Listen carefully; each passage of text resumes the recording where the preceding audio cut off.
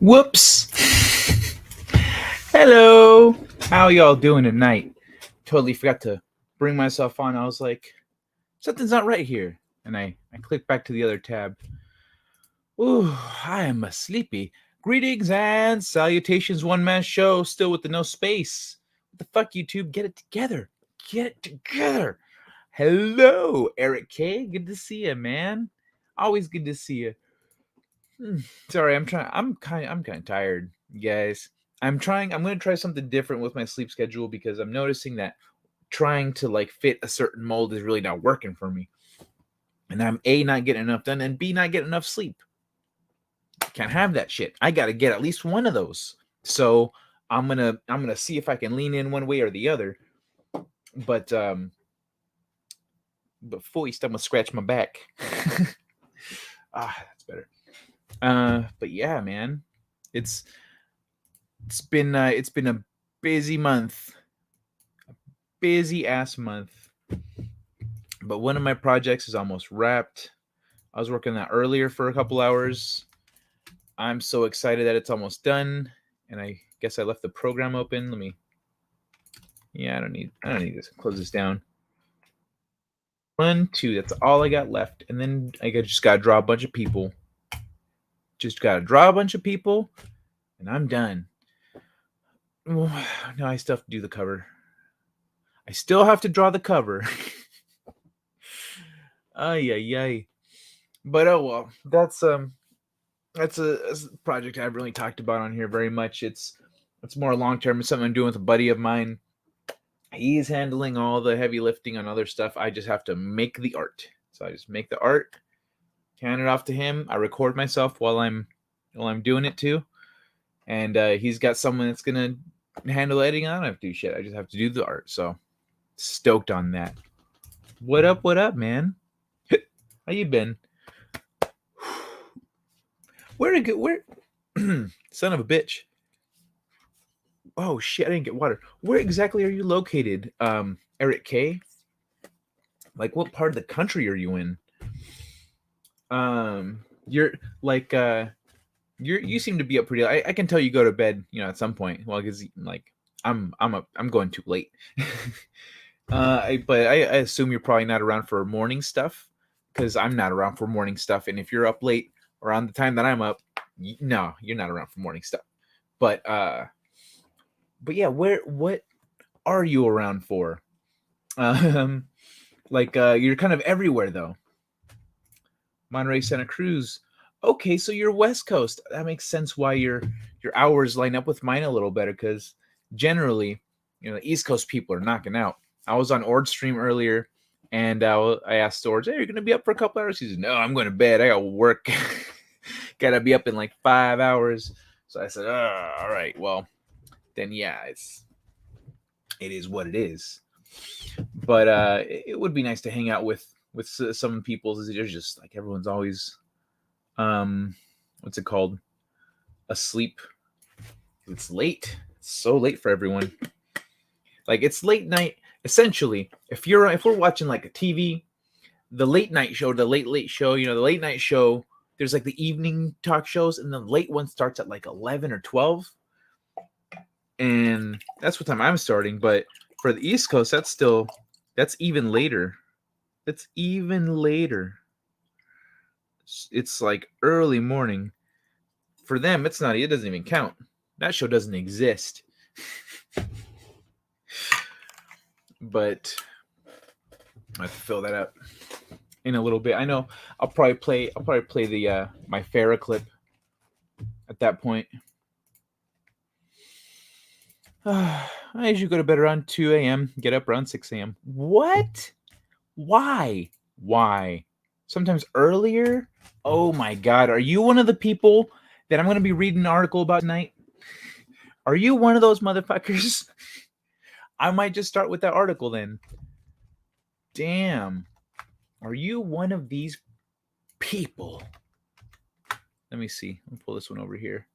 Make life easier on myself. There it is. Oh my God, dude. Yeah, I can't do that. Like 4 hours isn't enough for me. It's enough for me to like operate. but it's not enough for me on a regular basis. That's just so early. But in one man show, is it just you? Is it just you tonight, or you got company over for the 11th night in a row? Oh my god, 2 a.m. to 4. So 2 a.m. before I started doing this, 2 a.m. was pretty normal for me. Like 2 a.m. I'm like, oh, I should get to bed. Turn my shit off, brush my teeth, yada yada. By 3 a.m., I'm laying down. But given that I'm here, that doesn't usually happen. Like 3 hours, that's why I started trying to cut it off at around 3 hours, because 3 hours is, for me, 11 to 2 a.m. Right at 2 a.m., I'd be wrapping up the show. I have to do the post-show stuff. I'll put the links in the description, update the things, yada, yada, yada. But I have other things that I do after. I'm like, nope, I want to get something else done before I go to sleep. So I'll work, and it's not, I'll end up going to bed like 5, 6 a.m.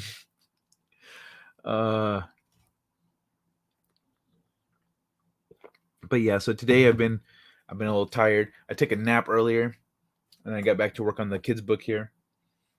But I usually sleep 2 to 4 hours straight, then wake up for a bit, then maybe fall back asleep 7 to 8 a.m. Oh, okay. Dude, yeah, I've done that a few times where I'll sleep for a little bit and then I'm up for some fucking reason. I don't know why. I'm just up. And then, okay, well, I'm up for a couple hours, and then I'm just tired again. I lay back down, go to sleep for another 3 hours, and then I wake up feeling energized. But for most people, that happens like in the night. Like they'll get up in the middle of the night, or not for most people. I've heard that for a lot of people, they'll get up in the middle of the night like that. They're just awake for a little bit, which scientists say is because like it's normal for as we're growing and evolving in the middle of the night, people would wake up just to kind of like as a safety thing, like or naturally or whatever. I think that insomniacs or people who like me who prefer to be up at night, who are just naturally up late and prosper at night.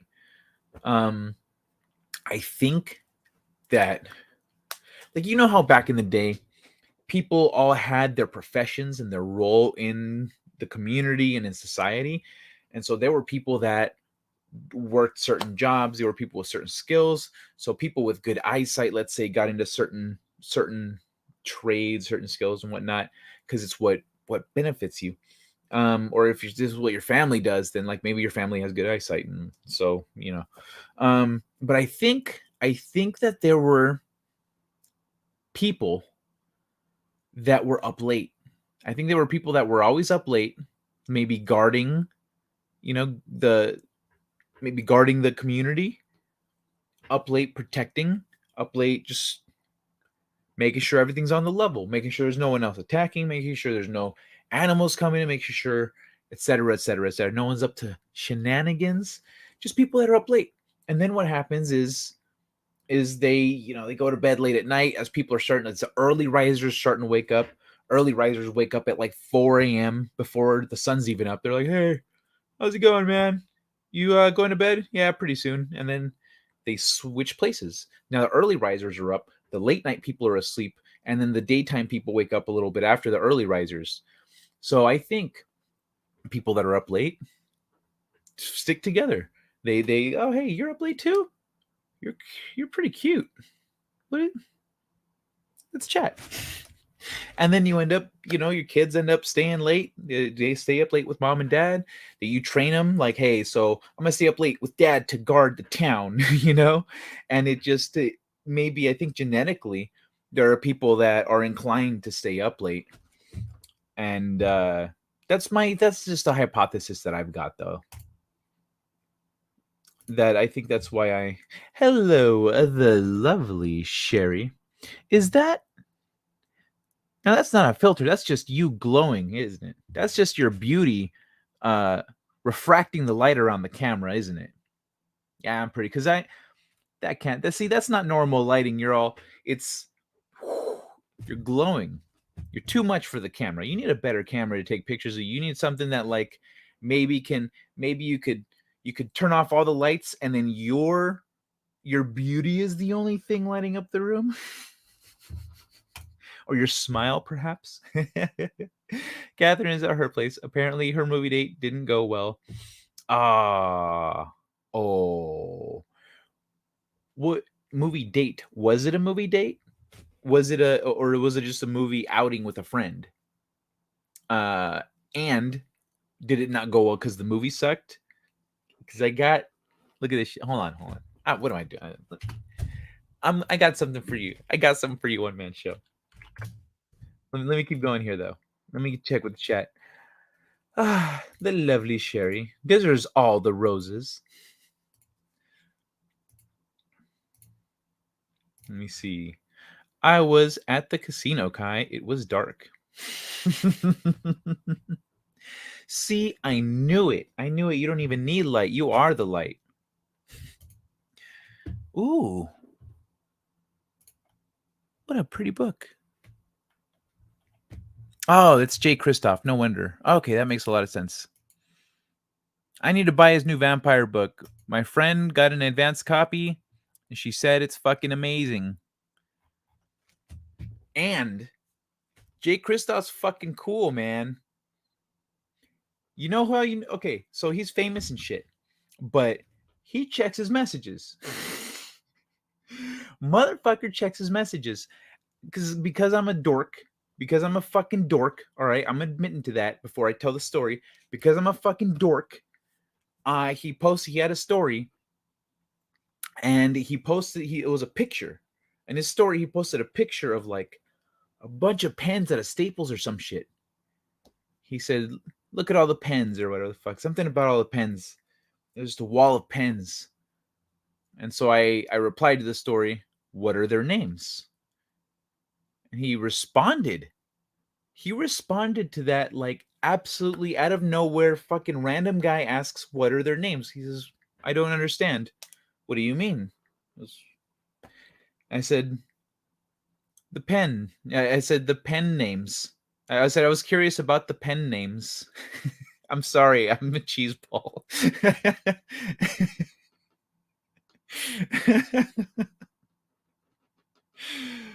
But yeah. He actually replied, he was a cool guy. And he indulged my cheesy ass fucking puns and sense of humor. Oh, I forgot about this one. All right, well, I guess there were some memes here. There was some memes I didn't go over on This Week in BS. I was saving them for This Week in BS. But there's a few more things here. Let me see. All right, so this is the one for One Man Show. This is for One Man Show. Check this shit out. Actually, everyone here is going to appreciate this one, but One Man Show particularly, since the lady went to see Morbius tonight. Morbius. Ay, ay, ay. Jared Leto, worst DC movie, worst Marvel movie.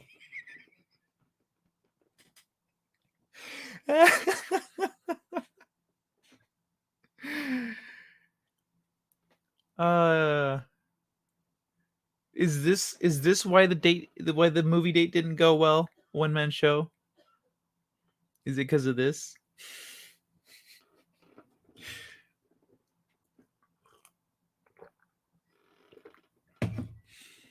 Oh my god.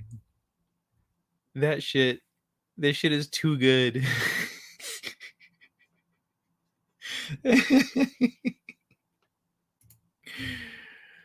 Oh my god. All right. Let me see. What else we got? Okay, I played that one. Played that with the Disney thing. Danger Zone. Shared Sabaton. All right. This little kid. I love this little kid. Oh, this kid. Check this shit out. Oh, wait. No audio. There we go. Salad. They didn't give you no salad. They didn't give me no salad. They didn't give you no salad. No. What they gave you? They just gave me a bun and meat. Right, Mommy? Mm-hmm. That's crazy. Why, Mama? They didn't give me no salad. They didn't give you no salad? No. What they gave you? They just gave me a pot and meat, right, Mommy? Mm-hmm. That's crazy, right, Mommy? That's crazy. You're so cute.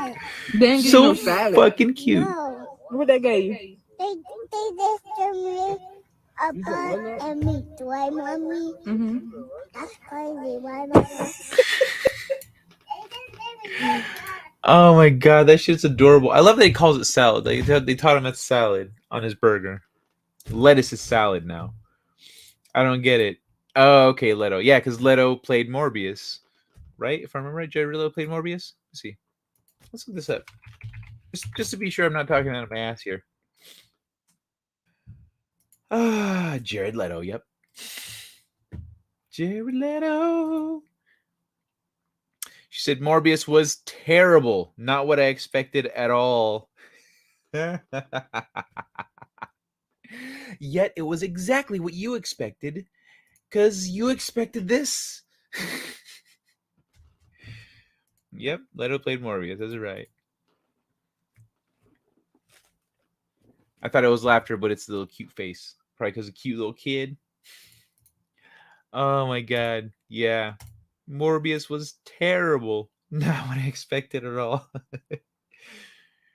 Yeah. Well, I mean, if you walk into Morbius expecting Interview with a Vampire, you're going to be severely disappointed. It's kind of like walking into Twilight and expecting Bram Stoker's Dracula. No. That shit ain't going to work. That shit is not going to work. Ay. I don't know about worst. Eternals was really bad. Yeah, I haven't seen Eternals. Bro, you know what? One man show. If you have any reason to watch Morbius, it's to determine which was worse. Which was worse, Morbius or the Eternals? No. She's seen them both, hasn't she? Wunderbar. You don't need to do shit. Ask her. You could send her a text. She's probably up, wishing she was hanging out with you. Good morning, Steeg. I am great, brother. It's so good to see you. 11:30 is pretty early for you, isn't it, man? How are you? How have you been, Steeg? I miss you, man. We were hanging out a lot around the end of the year, and I know me doing this show is part of why we haven't been hanging out, because like it's the time that we used to hang out. But I do miss you, man. We need to hang again soon. Or if you want to hop on the show sometime and chit chat, talk video games, fantasy stuff, a movie. If you're particularly passionate about anything, you want to come on here and rant about it with me, then let me know, man. But I do miss your company, brother. She also said, "I'm glad I drove in my own car. I couldn't have sat through dinner with numbers. Couldn't have sat through dinner." Wait, so they went to a movie and then he's like, "You want to get some food after?" She says, "No." Did she? So was it a date? Did she let him down soft, or was it just an annoying person that she, you know? I think Eternals was worse. Oh, you seen them both, Sherry? Sherry, you seen them both. But you don't do streams, do you? If I send you an invite, you wouldn't join me. But if you want to come on and talk about it, you could stay off camera, and I won't be too flattering while you're here to alleviate the pressure. Did a 7-kilometer hike in the snow. Relaxing now. Oh, fuck. What? Well, if I remember right, kilometers are the mini-me of miles. So that's a 5K is about 3 miles, right? A 5K is about 3 miles, 3.5 miles or something like that. That means 7 kilometers is about 4 miles. Okay, that's not bad. That's not bad. In the snow, though, that's wow, dude. It's early, too, because it's morning for you, right? Shit, bro. Why? Why would you wake up early to go hiking through the snow? That just seems crazy to me. It's a little over 4 miles. So I was, yeah. Yep, cool. I think 3.5. So like 2 kilometers is a little less than a mile. So it adds a little less than a mile to 3 to 3.5 or whichever one it is. I think it's 3.5. It's been a while since I used to run. Oh yeah, silly me, I forgot. Viking, duh. Hey Dwayne, good to see you, baby outlaw. Mwah. Welcome to the show. Lots of hills to walk up. See, I love that shit. I love that. I grew up around hills. So when I run, I don't have a car right now to go to the hill that I love to run. But here in my hometown, there's a hill that I love to run up. It's 5K. It's about 3.5 miles up the hill. At the top of the hill, you can see over the entire valley in every direction. It's beautiful. It's also a steep fucking climb uphill, and by the way, if I remember right, is it 3 miles total, or is it 3 miles one way? No, it's 3 miles total. So it's about a mile and a half uphill and a mile and a half downhill. But you can see that it's gorgeous. So I love hills. When I went to New York in 2019, my first time in New York as an adult, because I went as a baby, I don't remember that shit. But when I went to New York, I had to stop at Chicago. Fuck, that was weird. Has anyone here been to Chicago? It's bizarrely flat. It's just flat. It's flat as far as the eye can see. Flat, no hills. It's just a city in the middle of a flat, fucking flat. It's weird. I don't like it. It was bizarre. I was like, oh fuck this place. I'm glad I don't live here. No hills. No hills. No. Nope. People bitch about running uphill, but I'd rather run uphill every day than live in a place with no hills. Oh, Kittybear, what's shaking, bacon? Morning, brother. Buenos dias. I just spent 7 hours hanging out with Jeff Hicks and Jesse Milestone. 7 hours? They're in Texas. Oh, they're in Texas for the weekend. That makes more sense. I was wondering, how the fuck you're in Texas for the weekend? Oh, that's awesome. Yeah, they're so much fun. I can't wait to hang out with them. We're supposed to be getting together soon, so I'm looking forward to that. But this has been a nightmare month for me, so I told her I'd let her know when I've got some stuff figured out so I can make it out there and whatnot. Thank you all for dropping by, hanging out. If you could drop a like and let people know where you're at. If you know any other night owls looking for somewhere to hang out, here's the place to be. Unless, of course, the panel energy on the shenanigans of Jedi Bill is a little more their speed, then send them over that way. But here we're hanging out with the chat. It's a little more one-on-one, and I've got articles and shit. So 2 different experiences. But yeah, if this is your jam, let people know. What is this, Kittybear? Hey, oh, yeah, it's just a hello. I'd make it there, but by the skin of my teeth. I make it where? Hello, Rita. Mwah. Good to see you. And all you beautiful people. Thank you for including everybody in that one. How are you tonight? Snow up past my ankles, roundabout. Oh, that's not bad. That's not bad. That's cool. Like, if it gets up to your knees, that's a bitch. Ankles, all right. I'll do a hike. If I make it out to your neck of the woods, Steeg, I'll go on a hike with you through the snow uphill and shit. I'll join you for that. I won't like waking up early, but I guess it would be just my normal hours, wouldn't it? I don't know. I'll figure it out. Years from now when that happens. For WrestleMania. Oh, badass. They're there for WrestleMania? Oh, shit. That's fucking dope. That's right. I forgot that I didn't know where WrestleMania is happening, but Jesse did mention that they're going to WrestleMania. So, dude, dope. Another monster. We can relax because another monster is here. Howdy, dude. Howdy, howdy. What was shaking my dong earlier when I took my morning pee? Let me see. Okay, lots of hellos. Me and Jesse are going horseback riding on Saturday. Oh, what? That's fucking badass. That's fucking cool. I gotta try that as an adult because as a kid, I was in Guatemala on my uncle's farm and he had horses.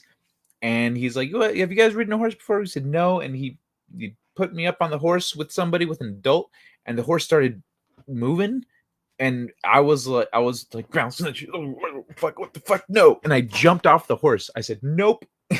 I jumped off the horse and I jogged back to my parents. I said, "No, no, no, no, no. I'm not. I don't want to do that." My brother went. He had fun. I didn't like it though.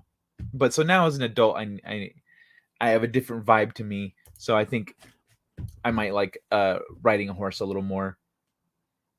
I also feel like I understand horses better. They're smart. We had 2 feet of snow yesterday. Now it's down to an inch or two. Most melted away again. Nice.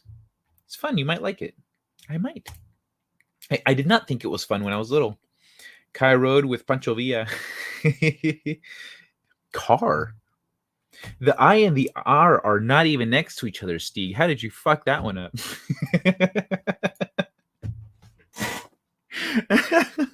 I looked down at my keyboard just to be sure. 1, 2, 3 letters in between.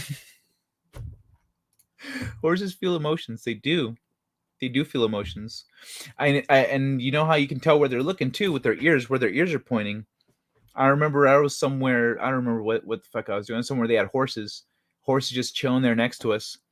Now I was looking at the horse, and the horse, I could tell he was watching something. And he looks over at me because I could tell his ears did this shit, and I was like, "Oh, what's up, horsey?" And then his head turned to me because he was like, "Oh, like this guy's talking to me." But yeah, dude, horses are freaking smart and they feel emotions. All right, let's go through some. So I guess we've got some new people here that maybe didn't see this one, but whoever made this clearly disliked Morbius more than the Eternals. But the lovely Sherry disagrees. Sherry thinks that the Eternals was definitely worse. So yeah. Yay. Oh my goodness. All right, so I'm gonna do a few Will Smith memes just because they're pretty funny. I didn't get to show them on This Week in Bullshit. I guess one is time to go. Was I a good meme? No. You became overused in a day.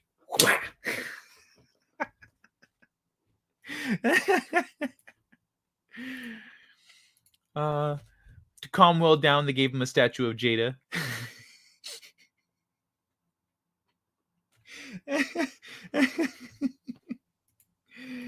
Maybe they both suck. Yeah, they do both suck. But this one here's making a definitive statement that it is the worst one. This is an accusation, even. Mr. Smith returns. Mr. Smith. Oh yeah, Mr. Smith. Yeah. Journals was okay. It was an okay movie, but it was an awful MCU movie. Really? I mean, I don't think that Catherine was rating it as a comic book movie. I think she was rating it as a vampire movie, which was apparently huge letdown. Jared Leto can't catch a break these days. Bro, Jared Leto, like, he every time I think of Jared Leto, I'm like, oh, that's right. He's the guy that got his ass beat in Fight Club.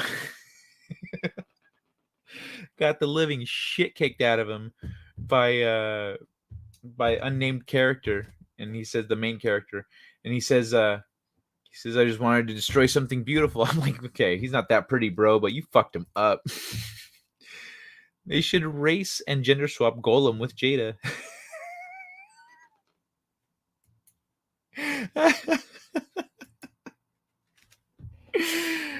Oh man. Oh. This is another one Justin didn't play. I don't know why Justin didn't stay on the topic or go through the memes a little more. I told Justin I was saving up memes for him, but look, hold on.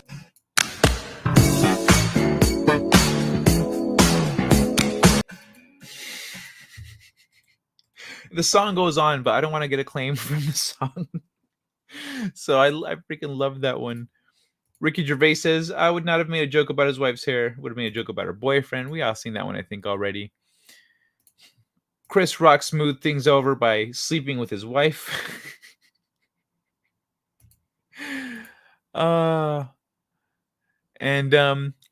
Okay, is there anything else from this shit that I wanna share before I move on to like cool or more stuff more along the lines of what I want to cover here? Nah, here, okay. So first, check this shit out. This is fucking wild. Look at that.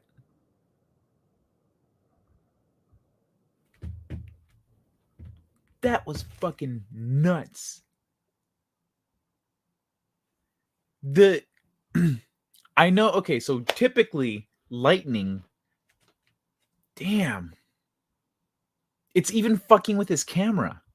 His camera can't even handle it. Lightning usually comes down about 90%. It's like when you kiss a girl on a first date, you know, it's the 90-10 rule. Come in close, let her come the rest of the way. But so that's lightning. That's how lightning usually operates. Lightning comes down about 90%, and then that last little bit reaches up and touches the lightning, like motherfucking ET or the ceiling of son of a bitch. What's that church's name? I don't care. You know what I mean? The big painting on the ceiling with the God touching Adam's finger. So this shit though, what? You see where it connects. It connects way the fuck up in the sky, and it looks like the Earth's electromagnetic field is so intense and fired up at that point that it's reaching up to the lightning. What the fuck? That's insane. I have never seen. Yes, a Sistine Chapel. Thank you very much. Good morning, Tina. Damn Twitter people filming when I have nightmares.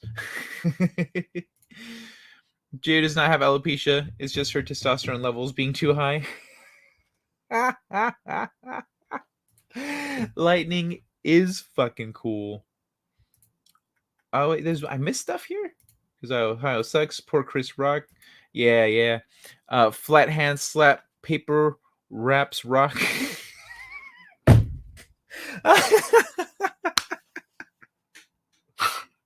Paper beats rock. Oh my god, that's fucking funny.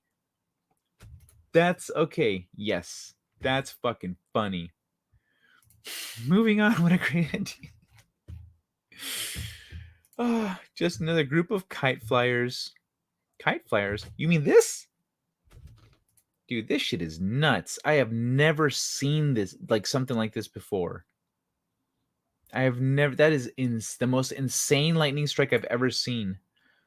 Lightning first goes up and then down? Oh, lightning goes up first? I thought it goes down and then it reaches up, because I've seen pictures where they're filming lightning and the lightning comes down and you see all the different paths that it takes from the cloud, and then I see it reach up. So I've seen it in slow motion where they do that, where you see that. Looks like Iowa during a storm. You can literally read by it. Damn, that's crazy. That's crazy. Dude, it's no wonder, like, where the fuck was this? Texas or Iowa or somewhere? Like, that's the thing. The Midwest and the plains area has such, like, the storms there are insane. Because it's so flat and it just moves, the clouds move in so fast, and it's just a big area of, if you get a high pressure system, a low pressure system, it's going to cover a very large area. Because in an area where there's hills and stuff, that gets broken up a little more because of the hills and the different altitudes and air pressure. But out there where it's flat, like I was talking about Chicago, how it's flat as fuck and it's weird and I don't like it. That's you get shit like this, like that crazy lightning, and it makes sense why Native Americans were like, nope, we're not building up. We're digging a big fucking hole, and we're putting a teepee over it, and we're staying underground where the lightning can't get us. Because yeah, dude, fuck that. That is intense. That is out of control. Looks like McLeod beheaded someone. There can only be one, obviously. I forgot about that. You're right. It gets the lightning goes nuts when you get. Oh, dude, I haven't seen those movies in a while. Palpatine on his back having an orgasm.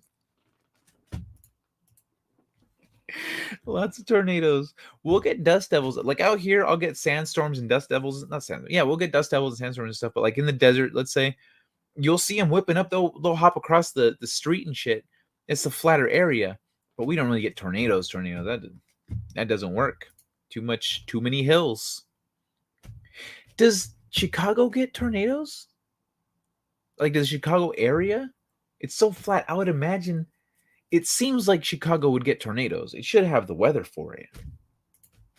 Oh God, I don't even want to imagine what that looks like, Steeg. It looks like this. And then the lightning. All right. This is something positive that I really liked. I really, really liked. It's from it looks like a more spiritual thing. But when you follow the crowd, you lose yourself. But when you follow your soul, you will lose the crowd. Eventually, your soul tribe will appear. But do not fear the process of solitude. I love that shit. I try to tell people to take some time to themselves, like especially when people be dating a lot. They're like dating the boyfriend. I'm like, yo, you need to like not date anyone. Just stop it. Get help. Stop dating. Get to know yourself. Inner peace, follow your own thing. And then what happens is you end up pushing away people that are not good for you and pulling towards you people that are good for you.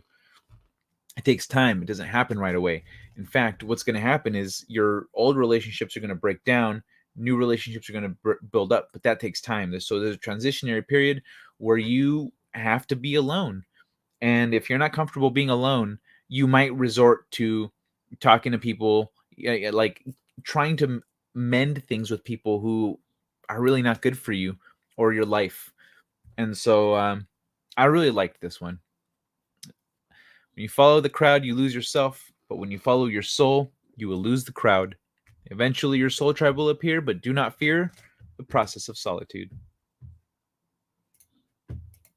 Yeah, it's good to know how to be alone. What else we got?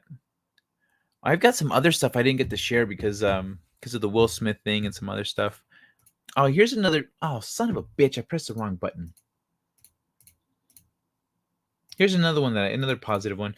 When another person makes you suffer, it is because he suffers deeply within himself, and his suffering is spilling over.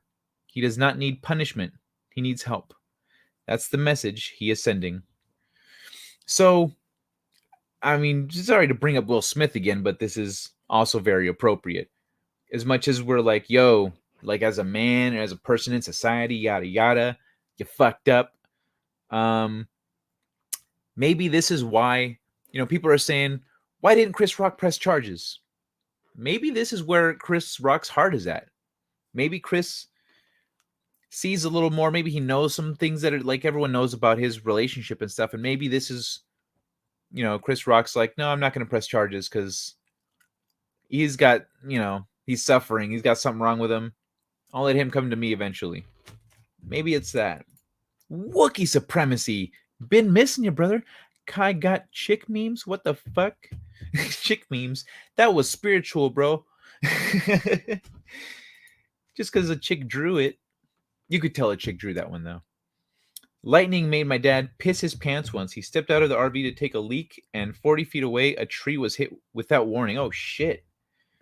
Well, that sucks. He's like, getting already mentally, his mind and body ready to pee. And then nature's like, surprise! Oh, shit. Oh, man. That sucks, dude. Chicago has tornadoes. Absolutely. A tornado dropped a fish onto the town. It is the mayor there right now.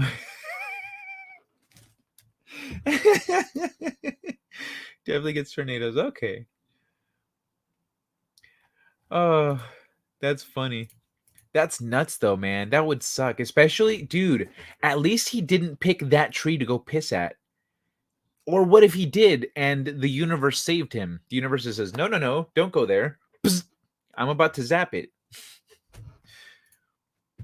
People who simp and follow crowds lack inner resources. That's true. That's a good way of phrasing that. Lacking inner resources, and it's the thing is, inner resources are something you got to build up yourself. It's something that takes time, discipline, focus, introspection, retrospection. You need to actually be willing to analyze and question yourself, and a lot of people aren't willing to do that. But when you do that, you build up inner resources. That's a nice phrasing. I like that. Thank you, Stieg. I was ostracized by my soul tribe. Then it's not your soul tribe. It's just your. That's the thing. It's not your. If it's family, like family isn't necessarily your soul tribe. There's a family that we're born with, and then there's the family that we choose, and the found family, as it's called. The found family is people that, as you encounter in life, you realize these people are going to be there for you. These people are the same vibe. These people have the same mindset. These people have the same perspectives and goals, and they're willing to sacrifice for you, even if others, sometimes you find that people closer to you aren't, but these people are, and for one reason or another, that's your soul tribe. A lot of I've met, so a lot of people on here on YouTube, I've found that they feel like they found their soul tribe here with each other. That we felt, a lot of people felt very alone or very ostracized or very like they were kind of yelling into a void, and then they came here to YouTube and they met, one man show, Stieg, Wookie, Rita, Baby Outlaw, met all of you wonderful people, met other people out here, met creators, and found that these people have been here for them more than other people in their lives. And so some people feel like they found their soul tribe right here. And that's what's nice about the internet, is it broadens your reach.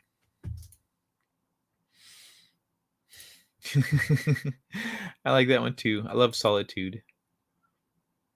I don't get out often, so I taught myself how to be alone, but I do enjoy talking to people. And I'm an extrovert. So it's especially when you have the personality type that is that wants to be around people, or that is around people a lot. Being able to be alone and finding solitude and finding peace within yourself helps you from losing yourself when you're with others or when you're around others. Sometimes other people can try to influence you or change you for one reason or another, usually because they want you to fit a certain mold to make them more comfortable or whatever. So it's, especially when you're an extrovert or a social person, it's good to be centered, or know your center at least. There's a lot less drama in solitude. Yep, that too. If you don't enjoy your own company, why would others? Yeah, that's right. If you don't like being by yourself, then who's gonna want to be with you? But yeah, man. I think that's a very important lesson that most people overlook, is that being alone is, and how valuable that is. Let me see. Oh yeah, how about a dog? This is cute. The caterpillar.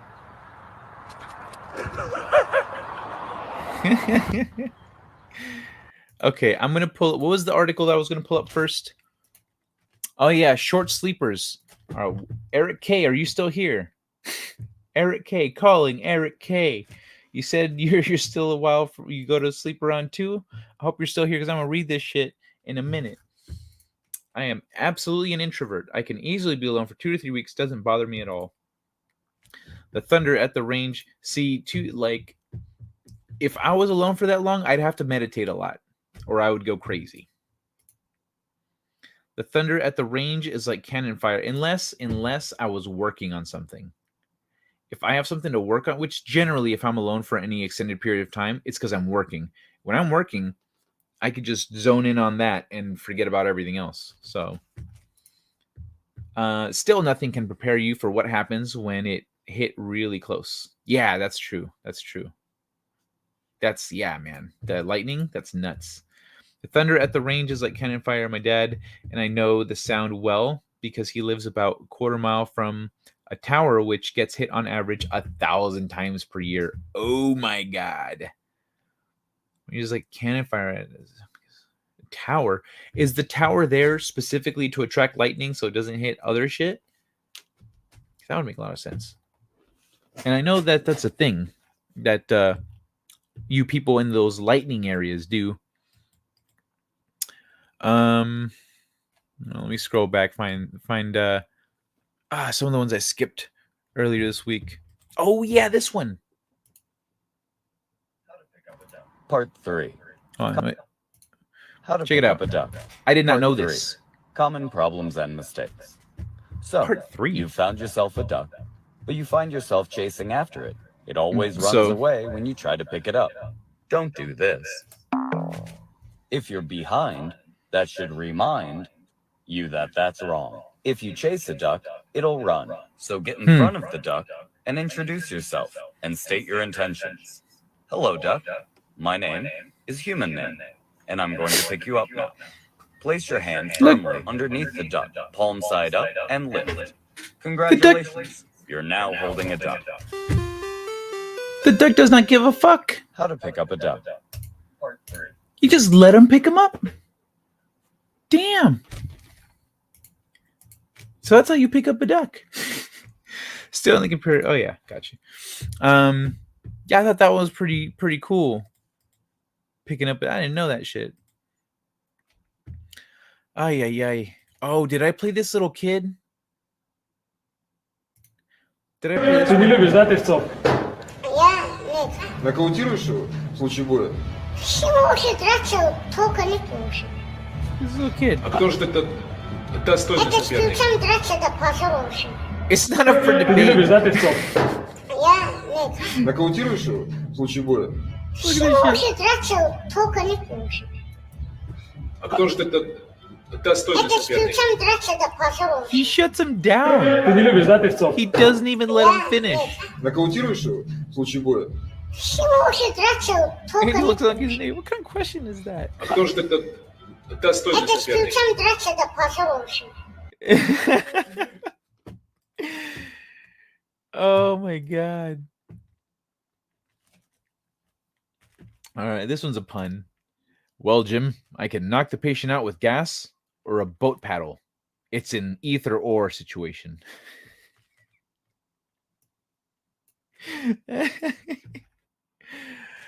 Oh, yeah. Oh man, that felt really good. There's that fucking cartwheel again. Oh, that cartwheel was so good. I gotta play that shit again. This motherfucker with the cartwheel.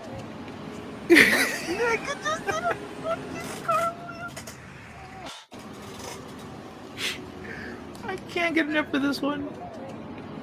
This nigga just did a fucking cartwheel.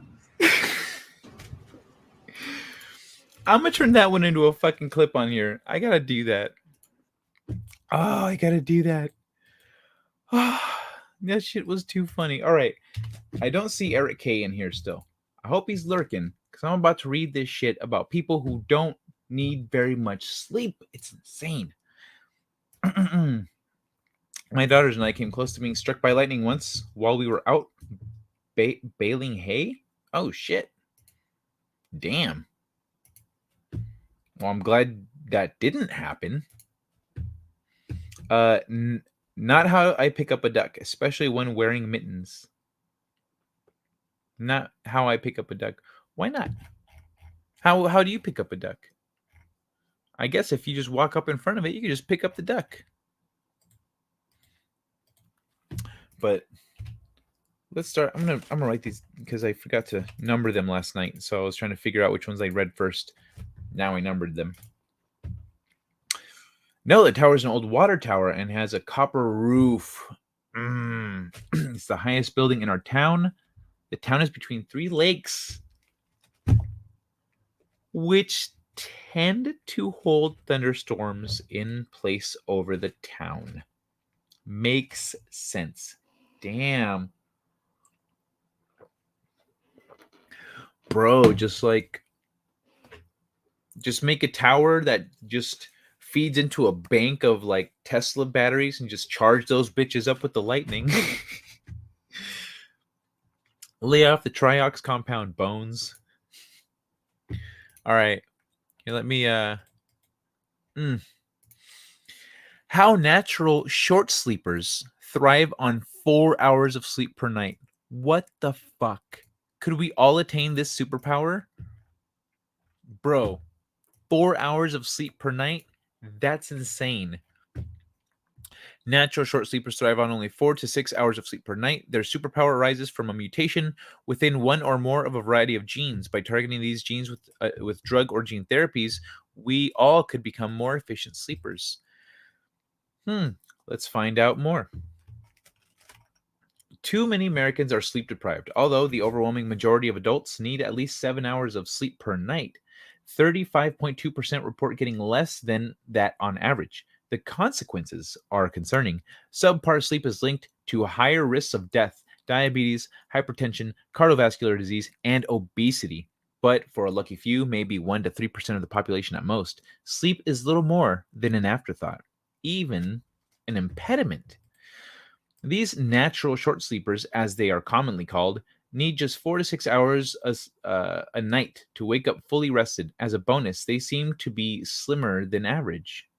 Oh, more optimistic, more psychologically resilient, have a higher pain tolerance, and are even immune to jet lag.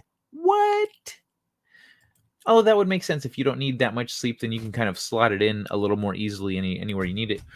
Although there are many questions as to why exactly humans sleep, we know that one primary function of sleep is to conduct basic structural or metabolic processes that allow the brain to function normally when we're awake. Short sleepers can apparently perform these janitorial duties much more efficiently. Unfortunately, for those undoubtedly wondering, the condition is genetic. One cannot simply train themselves to thrive on reduced sleep. So if you're hoping you can maybe train yourself to do it, you're going to be sleep deprived. Lightning scares the hell out of me. In 1977, I seen a kid get struck going to his tent to get more money as we were playing cards. Oh shit. Did he make it? Damn, dude. I mean, was he all right, or did he have like the rose streaks? It's like rose and shit that you get in your skin, right? When people get struck by lightning, they have like patterns in their skin. That's insane. Is he okay, Dwayne? Like, don't leave us hanging like that with a half a story. All right, so studying short sleepers. Ying Hui Fu, a professor of neurology at UC San Francisco Whale Institute of Neurosciences, has been studying short sleepers for more than a decade. Fu and her colleagues have identified numerous genes that unlock the trait, and they think that more are waiting to be discovered. Single mutations to either DEC2, ADRB1, NP. Okay, so these things and a few others are tied to natural short sleep. In a fascinating study of a set of fraternal twins, one twin had a mutation in DEC2, while the other did not. As a result, the twin with the mutation slept a little over an hour less than their sibling did each night, while showing minimal behavior and metabolic impairment in response to sleep loss, as well as having a slightly lower body mass index, the researchers described. The scientists behind the study further speculated that the short sleeper twin had lower levels of melatonin, the hormone that increases when it's dark at night, along with higher levels of cortisol tied to wakefulness earlier in the morning. Just this month, Fu published a new study suggesting that having short sleepers mutation could protect the carrier from neurodegenerative diseases. Ooh, that's good to know. She and her co-authors bred mice prone to Alzheimer's disease, genetically modifying some of them to have either a DEC2 or NPSR1 gene mutation. They found that mutated mice develop fewer tau protein tangles in their brains, commonly associated with dementia, over their lifetime compared to mice without the mutation. The results were exciting because one of the genes studied can be targeted by existing pharmaceutical drugs, raising the potential for a treatment that could make sleep more efficient. That's so even though it's genetic, we can at least we have an option with one of the genes. That's enticing in the near term. Long term, it's possible that CRISPR gene editing treatments could be tailored to grant people short sleeper powers. Another team from the California Institute of Behavioral Neurosciences and Psychology notes that this could be done safely, as the genes involved are mutated at single points, altering their function, involving the circadian clock without causing any significant changes in other biological systems. My long-term goal is to someday learn enough so we can manipulate the sleep pathways without damaging our health. Fu told Wall Street Journal, everybody can use more waking hours, even if you just watch movies. So yeah, gene editing is definitely a thing I'm going to have in my stories, and that's cool. So that is a single, so it's a single gene. Some effects are the effect of multiple genes working together. So if you have a certain trait, it's not just because you have one gene mutation. You might have a couple gene mutations or a few gene mutations that kind of work together to create this effect. But this apparently, one gene is all it takes. Just boop, you hit that one, and it changes your circadian rhythm, your sleep cycle, etc. So that means that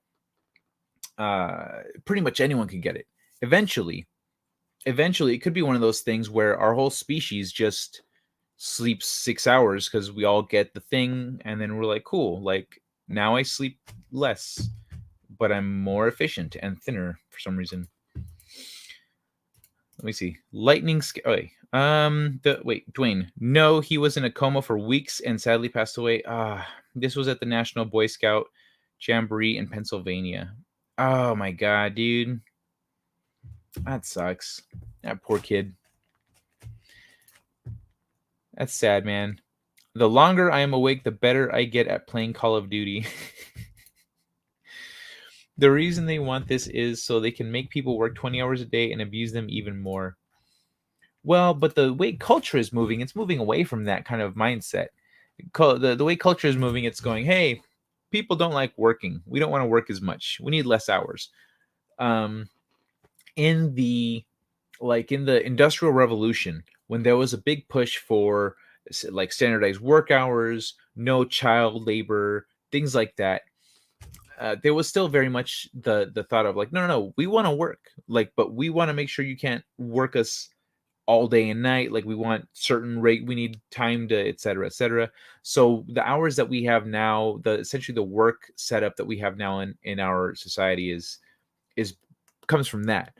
But in other places around the world, it's moved to be even more lax than that. And so 6-hour work days, 4-hour work days, things like that, because really we have shit to do. People have shit to do. And how many people out there, they work morning to night, and then, or morning to 9 to 5 or 8 to 5 or whatever, and then by the time they're off work, they're like, I need to go to the bank before it closes, and I need to go somewhere before it closes, but they're always closed, or they have to take a day off to do something because it's open only while they're at work. And so if we had like 6-hour work days, that wouldn't be a problem anymore, because the place would still be open and you'd be off work. You just get off work, you go to the thing, no rush, no taking a day off work, etc. So I think culturally we're moving away from that, but it is definitely something to keep in mind, because someone's always going to be trying to scheme. Someone's always going to be trying to push that idea. Chasing farm girls through fields in the rain can be hazardous. Fortunately, silos in the area had lightning attractors. Nice. That is good. Lightning attractors. Fortunately, silos in the area. That is smart. Like, see, if I lived in a lightning area, yeah, I'd have metal fucking rods sticking up into the sky to keep me safe. I just like boop here. Don't let lightning hit me. You get hit instead. I'm gonna chill over here. Wrong. Banks would still be closed because they have the same work hours. No, it's not the place itself. The hours remain the same, but the people, it's different.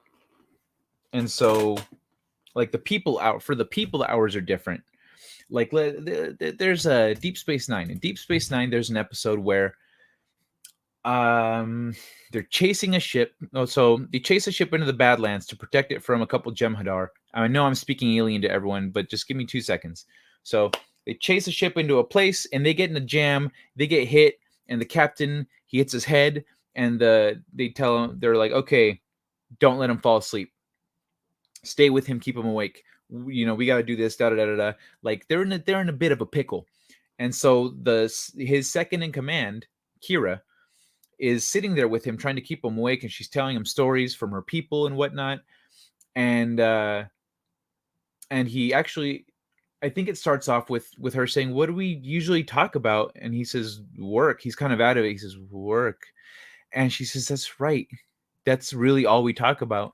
So one of the things that she talks about with him while he's laying there passed the fuck out, not passed out, trying not to be passed out, she's trying to keep him awake and talking to him. She talks about how she's been thinking about doing a 3-shift rotation instead of a 2-shift rotation on the station. And because it's a 24-hour, it's a space station. It's a 24-hour thing. So I guess they used to have 2-shift rotations in the beginning of the show, which is 12 hours a piece. 12-hour shifts? Fuck. That sucks. So they switched to 3-shift rotations, and it was having positive effects across the board. Like, I think later that episode, he's like, hey, let's try this 3-shift rotation thing. And then a couple episodes later, they actually touched on it again, and they had seen improvement.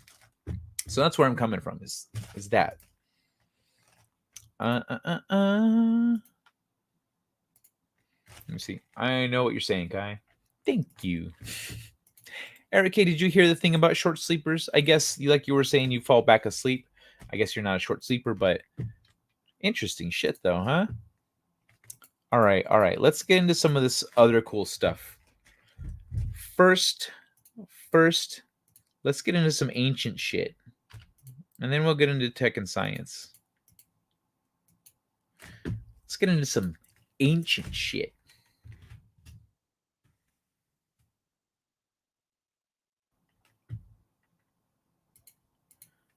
Ancient. All right. So, look at this shit. Look at that. That's nuts. The fortified temple of Chanquillo. Janine Costa, Getty Images. Built by an unknown culture. This is the oldest sun observatory in the Americas. Long before the Incas, so 29th March, long before the Incas rose to power in Peru and began to celebrate their sun god, a little-known civilization was building the earliest known astrological observatory in the Americas. While not quite as old as sites like Stonehenge, excuse me. While not quite as old as sites like Stonehenge, these ancient ruins, known as Chanquillo, are considered a masterpiece of human creative genius. I'm assuming this is pronounced like in Spanish, or else it'd be Chanquillo, and it just sounds weird. So Chanquillo are considered to be a masterpiece of human creative genius, holding unique features not seen anywhere else in the world. Based in the coastal desert of Peru, the archaeological site famously contains a row of 13 stone towers, which together trace the horizon of a hill, north to south, like a toothy bottom grin. Oh, okay. So those are the stones, I'm guessing. The 13 towers, there it is. Yeah, the 13 towers of Chanquillo. 2, 3, 4, 5, 6, 7, 8, 9, 10, 11, 12, 13. Is that a person? All right. Apart from this remarkable structure, known as the 13 Towers, The ruins of the observatory also include a triple wall hilltop complex called the Fortified Temple and two building complexes called the Observatory and the Administrative Center. Completed over 2,300 years ago and abandoned in the first century of the Common Era, the site has remained a mystery to travelers for centuries. Only when official excavations began at the turn of the 21st century did archaeologists realize what they were looking at. Oh, so these are the towers. Oh, wow, yeah, so they are a lot bigger than they look up here. So that's... Oh, wow, I wonder how they used to look. I wonder how tall they were. Against the barren desert landscape and in broad daylight, the hilltop stone structures, which span roughly 300 meters, 980 feet, don't look like much, but it's another story at dawn and dusk. As the sun rises in the east, an orb of light emerges somewhere along the ridge of towers. As the year proceeds, so too does the position of the sunrise, almost as though the light is flossing the toothy horizon. So, as the sun rises in the east, an orb of light emerges somewhere along the ridge of towers. Oh, okay. So on the towers, you'd see the sun rising. So too does the position of the sunrise, almost as though the light is flossing the toothy horizon. That's cool. On the summer solstice, for example, the sun emerges to the right of the rightmost tower, whereas on the winter solstice, the sunrise emerges to the left of the leftmost tower. The towers of Chanquillo were so carefully placed. Yeah, that's right. It said it's in Peru, so it's definitely in Spanish. The towers of Chanquillo were so carefully placed that when an onlooker stands at a specific observation point below the ridge, they can predict the time of year within 2 or 3 days based on just sunrise and sunset. The observation point looking west toward the ridge, this is the observatory structure, uses the sunset at what's thought to be the east observation point. All that's left is the incomplete stone outline of a room, but it's in a symmetrical location and would have used the sunrise. The September equinox, for example, is defined when the sun sets between the 6th and 7th tower, as captured in the image below. Ah. September equinox sunset. The ancient civilization that designed the solar observatory is barely known, but it would have been one of the oldest cultures in the Americas. In fact, this culture predates the Inca culture, which also excelled at astronomy by more than 1,000 years, because they might have even been the predecessors. Because the Chanquillo ruins attributed to this civilization are based in the coastal desert between Peru's Casma River and the Sechin River, the original builders are now known as the Casma Sechin culture. Similar to the Incas, this civilization would probably have considered the sun a deity of some sort. The staircases leading up to each tower strongly suggest the site was once used for rituals. According to archaeological excavations, the observatory was probably built sometime between 500 and 200 BCE, before the Common Era. Then, for some reason, the site was... so real quick, for anyone that's confused about this, I was also... It's exactly the same as AD. And BC and AD, it's exactly the same, except for they changed the wording to be Common Era and before the Common Era. So pretty much from the year 0 onward, that's the Common Era. From before that, it's BCE. Then, for some reason, the site was abandoned and the towers fell into disrepair. In their heyday, archaeologists say the structures would have been plastered yellow, ochre, or white, and painted with graffiti or fingerprints. Even when stripped of decoration and falling apart, however, the remains of these stone towers still faithfully record the days of the year. Conservation efforts are now underway to uphold the accuracy of the ancient calendar. In 2021, Chanquillo Archaeoastronomical Complex officially joined the UNESCO World Heritage List for its outstanding craftsmanship and its insight into the worldview of ancient societies. Unlike architectural alignments upon a single astronomical target found at many ancient sites around the world, the line of towers spans the entire annual solar rising and setting arcs, as viewed, respectively, from 2 distinct observation points, one of which is still clearly visible above ground, reads the UNESCO description.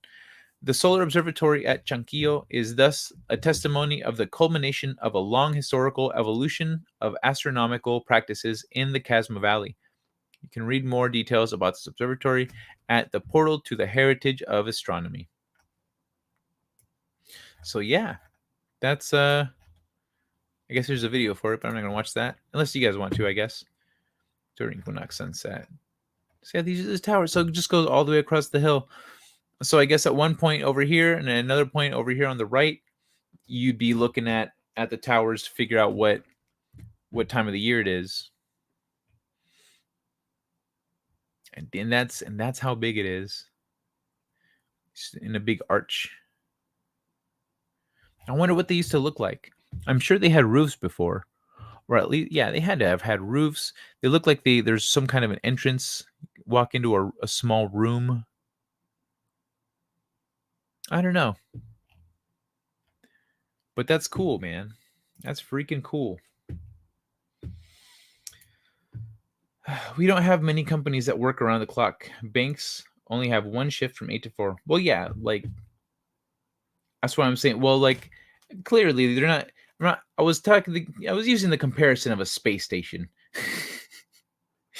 and 8 to 4. So imagine if it was just 4-hour shifts. They just had 2 4-hour shifts, morning shift, afternoon shift. Then also, not all banks close at 4. Some close at 6. Some close at 5. It varies. I've seen places that close. I think isn't it usually 5 that they close, not 4? But yeah, normally it's a little later than 4. 4 is a little early, but it would help a lot of people. It would make more sense. It would be easier to live your life with like a 6-hour workday, because there's so much. How many people have so much more to do than what they can actually manage because of the time that they spend working 9-10 hour days, even, because it's 8 hours plus an hour of lunch. So that's 9 hours of your day out. And oftentimes people have to take that hour of lunch to do some normal shit outside of work. But with the exception of Friday, on Fridays they are open from 6 to 8. Oh, that's right. You're in another country. That makes sense. Do not tell them they are just outhouses and the sun thing happened by accident. Yeah, I got you.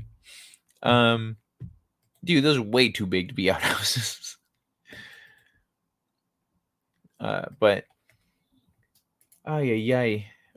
Oh, we're already an hour in. I need to eat some cookies. I'm feeling a little bit of hunger.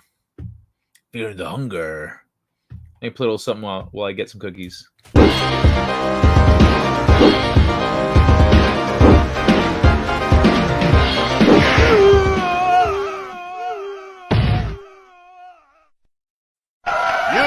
win. Perfect.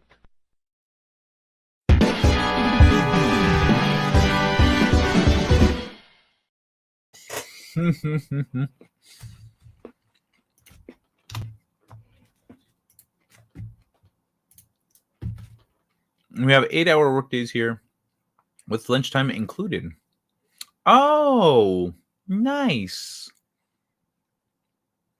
That's awesome. See, I like that. That's better. That's already better than what we have here.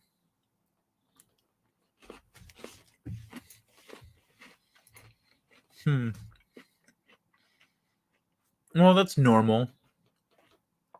That's nothing crazy.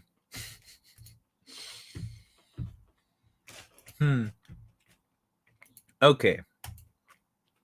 All right. So now I have one more article that's old tech. And then the next two are new tech, and they're fucking cool. One of them is about light, subatomic structures and light, The other one's about dark energy. So that's what's coming right now. You know what? I wonder if I could do a thing where like I put the topics that I'm going to cover like here on the side or something. That's where the cookie moon is going to be. The moon's going to be over here. Maybe over here. Oh, you know what's not here? The thing. Hey, the thing is back. But I could put it on the bottom, across the bottom, just like topic, just across here, different topics. That would require a little bit more prep time. I'd have to be a little more prepared. I'm sure I could figure it out. If I could figure out an easy, efficient way to do that, I think I will do that. Because then that would be easier. Then if someone drops in, they're like, oh, I really wanted to hear that article, they can see on the bottom if I already covered it or not. And then if they rewind, it's like, you know how YouTube does the chapters thing? I could do that myself for a live. Would you guys like that? Would that be efficient? Because I don't know how much. Let's say if you guys come in, I've got my title, and you're like, that sounds awesome, and you show up, and I'm talking about something else. Do you want to sit around and wait for hope I talk about it, or do you like would you do you rewind and see if I already talked about it? What do you guys think about that? It's an idea that popped into my head right now. Antiderivative Jill. Buenas noches, señorita. Dark energy. I was hearing that scientists aren't so sure about dark energy anymore. Yeah, that's what the article's about. And I've been saying that shit for a while. Sorry to be Nostradamus up in this bitch. But I don't believe in dark energy. I don't believe in dark matter. Well, I mean, they're placeholder names. But I believe that a lot of especially dark energy, is a miscalculation on our behalf. It's we're missing something, but it's not an actual thing. You know what I mean? We're just missing something in the big picture.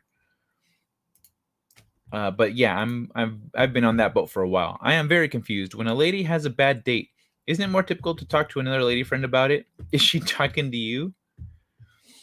Well, one man show, you've already talked to her about her dating life and kind of, you guys have a slightly different situation going on, and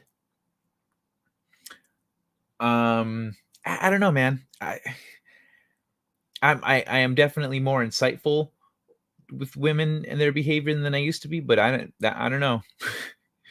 I've been there where I talk to girls about their boyfriend, but I don't.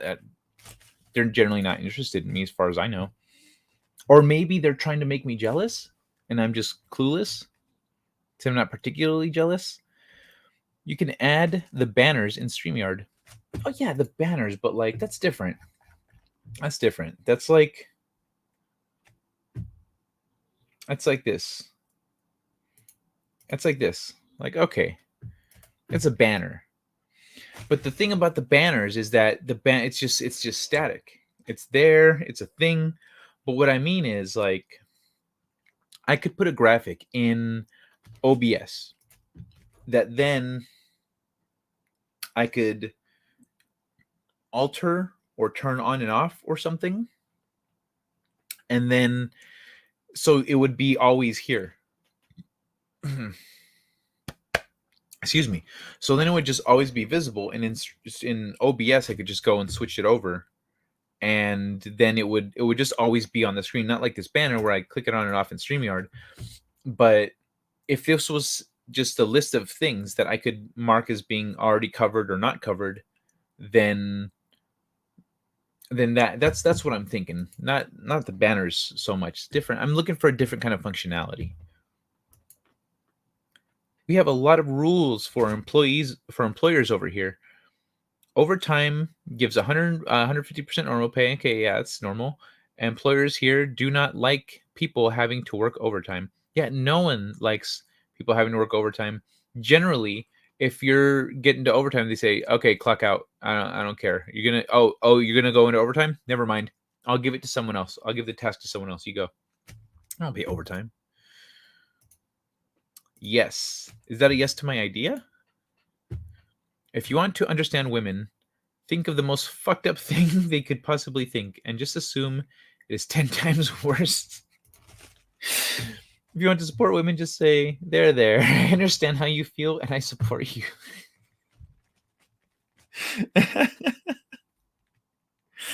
Steeg. That'd be cool. Still haven't tried OBS myself. That's pretty simple. It's Christy was having some trouble with OBS, and I gave her a quick crash course in it, and she found it to be very helpful. Yes, to is she talking to you about it? Yeah, okay. Damn, I was hoping it was feedback on my actual question. But okay, cool, man. Well, so I guess it was a date, and has she not broken it off with him yet? What's she trying to get at here? Like, was she just totally smitten by you being a total badass week before last, or what? She slaps me often enough. I don't want her to escalate the sharp objects.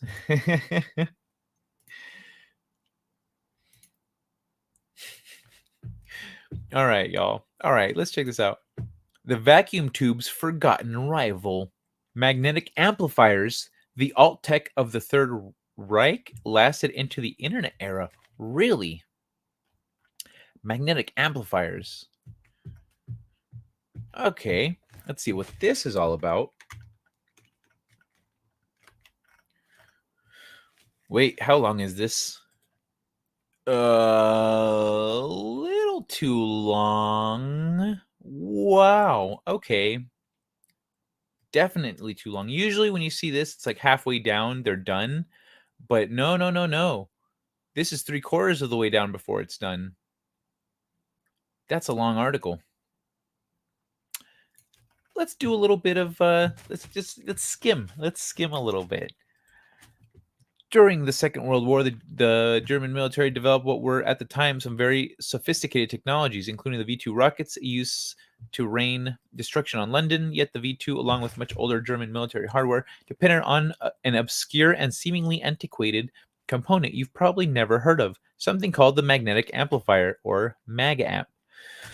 In the United States, MAGAMPs had long been considered obsolete, too slow, cumbersome, and inefficient to be taken seriously, according to one source. U.S. military electronics expert of that era were baffled by the extensive German use of this device, which they first learned about from interrogating German prisoners of war. What did the Third Reich's engineers know that had eluded the Americans? After the war, U.S. intelligence officers scoured Germany for useful scientific and technical information. 400 experts. So at the time, it was already considered obsolete technology. 400 experts sifted through billions of pages of documents and shipped 3.5 million microfilmed pages back to the United States, along with almost 200 tons of German industrial equipment. Among this mass, that's a fuck ton. Among this mass of information and equipment was the secret of Germany's magnetic amplifiers. Metal alloys that made these devices compact, efficient, and reliable. U.S. engineers were soon able to reproduce these alloys. Pardon me. U.S. engineers were soon able to reproduce those alloys. As a result, the 1950s and 60s saw a renaissance for magnetic amplifiers, during which they were used extensively in the military, aerospace, and other industries. They even appeared in some early solid-state digital computers before giving way entirely to transistors. Nowadays, that history is all but forgotten. So here I'll offer a little known story of the MAGAMP. All right, well that is interesting. I didn't know that. An amplifier, by definition, is a device that allows... Okay, nope. Do you understand how it works? Well, let's see it anyway. Let's get the summary. It's a device that allows a small signal to control a larger one. An old-fashioned triode vacuum tube does that using a voltage applied to its grid electrode. A modern field effect transistor does it using voltage applied to its gate. The MAGAMP exercises control electromagnetically. Okay. So magnetic amplifiers were used for a variety of applications, including... Oh, that's just summary stuff. Physically, a magnetic amplifier is built around a metallic core of material that can easily be saturated, typically a ring of square loop with a wire wrapped around it. The second wire, also wrapped around the core, forms a control winding. The control winding includes many turns of wire, so by passing a relatively small direct current through it, the iron core can be forced into or out of saturation. The mag amp thus behaves like a switch. When saturated, it lets the AC current in its main winding pass unimpeded. When unsaturated, it blocks that current. Amplification occurs because a relatively small DC control current can modify a much larger AC load current. Okay, the history of magnetic amplifiers starts in the United States with some patents filed in 1901. By 1916, large magnetic amplifiers were being used for transatlantic radio telephony, carried out with an invention called an Alexanderson alternator, which produced a high power, high frequency alternating current for the radio transmitter. A magnetic amplifier modulated the output of the transmitter according to the strength of the voice signal to transmitted. One Navy training manual of 1951 explained magnetic amplifiers in detail, although with a defensive attitude about their history. I'm not going to read this whole art. It's too much. It's too much and it looks very technical. Transistors weren't an obvious winner for early computers, and many other alternatives were developed, including magnetic amplifiers. All right. Well, shit. In the 1950s, engineers in the U.S. Navy had called magnetic amplifiers a rising star and one of the marvels of post-war electronics. As late as 1957, more than 400 engineers attended a conference on magnetic amplifiers. But interest in these devices steadily declined during the 1960s when transistors and other semiconductors took over. Yet, long after everyone figured that these devices were destined for the dust heap of history, mag amps found a new application. In the mid-1990s, the ATX standard for personal computers required a carefully regulated 3.3 volt power supply. It turned out that magnetic amplifiers were an inexpensive yet efficient way to control this voltage, making the mag amp a key part of most PC power supplies. As before, this revival of magnetic amplifiers didn't last. DC-DC regulators have largely replaced magnetic amplifiers in modern power supplies. All in all, the history of magnetic amplifiers spans about a century, with them becoming popular and then dying out multiple times. You'd be hard-pressed to find a mag amp in electronic hardware produced today, but maybe some new application, perhaps for quantum computing or wind turbines or electric vehicles, will breathe life into them yet again. That's interesting. Fully transitioned computers made use of magnetic amplifiers here and there, etc., etc. All right. Interesting. I didn't know that. So it's funny when you don't realize sometimes the journey that it took for technology to get to where it's at now. Oh shit! I need to scroll back up. But that is fascinating. Saw, IBM, Go Big Blue. I interned with them one summer. Nice. That's the thing, as is said, we have fixed work times. There is no second shift. If work gets behind, there is no catching up unless they go in overtime. Employers get a fine from the government if employees make too many overtime hours. Government says if a company makes too many overtime hours, they should hire more employees. Yup. Also in the summer, some companies completely shut down during the kids' summer vacation. Others, like food processing companies, hire temp workers. Really? During the summer? Company completely shut down during the kids' summer vacation. That's insane. That is nuts. That's so many. That sounds like a lot. I mean, I understand that you got because the kids are home all day, but geez. Oh, cool. So Antiderivative Joe likes the magnetic amplifier story. That makes sense. You're a techie type. I was wondering how they coped with swings in labor demand. Yeah, right. Oh, I guess not that cool, but pretty neat part of history. Yeah, I'm not going to read that whole thing. It's long. But after the show, I'm going to update the description. So if you want to really dive into that one, it's there. It's there for you. And it looks like I read the beginning of it and the end of it, but it looks like the middle has a lot of this going on. So you might find it quite fascinating. And, I could see us using, honestly, I think it might be one of those things that in the future, we might use magnetic amplifiers for a lot more, for technology that we currently don't have. Currently, we see the world and physics and the material a certain way, and we develop technology for it. But as soon as we start developing new technology that's completely different than what we've got now, magnetic amplifiers might take over. Fully transitioned. Oh, fully transistorized. Yay, I want to see the IBM part. Let me see if I can. Let me see. Control F, IBM. All right. IBM. Oops. So, even some fully transitioned computers made use of magnetic amplifiers. The MIT TX2 of 1958 used them to control its tape drive motors, while the IBM 7090, introduced in 1959, and the popular IBM Systems 360 mainframes, introduced in 1964, used magnetic amplifiers to regulate their power supplies. Control Data Corp 160 mini computer of 1960 used magnetic amplifier. In its console typewriter, magnetic amplifiers were too slow for the logic circuits of the Univac Lark supercomputers of 1960, but they were used to drive its core memory. Oh, that's all the IBM stuff.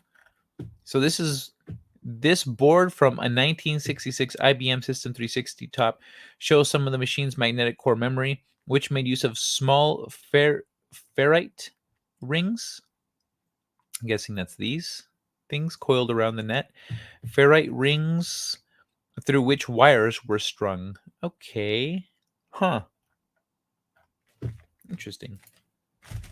Well, that's a very short little bit for the IBM there. Ferrite cube with holes along 2 axes. Okay. Well, yeah. I like I said, Jill, I'll update that after the show. Vacuum tunes Forgotten Rival. All right. So let's start with the dark energy thing, since we already touched on that, and then I'm going to do the crazy one.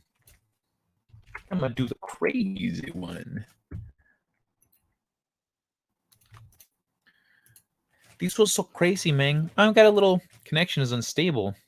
Am I coming through okay? Am I lagging a little bit? Am I? How was your experience over there, ladies and gentlemen? As long as I'm checking in, don't forget to drop a like in the video if you're entertained or learning or etc., or if you just want to help me out. Temp workers are used to cope with when a company has extra work. Makes sense. Necessity breeds invention. I just checked my sundial and it said that it's dark outside. Thanks. Answered my curiosity on that. My pleasure. From the age of 14, I did temp work all the way up till I was 22. There aren't many jobs I haven't done. Oh, cool. That is cool, man. You're still coming through, but the video quality did go down a little bit. Okay, well, the thing disappeared, so I hope it's back up. You look all right. A little out of focus, but the stream is steady. Okay, at least as long as the audio is coming through, I'm not like choppy. If I'm a little low res, I could deal with low res, but choppiness, nah. I don't want choppiness. Then I have to read shit over again. But thank you for the feedback. I appreciate it. All right. Let me, I want to eat another cookie. It came back. You look great now. Thank you. Give me 2 seconds. You know what time it is? Oh, I almost forgot. And that's actually what this is all for here. Forgetting.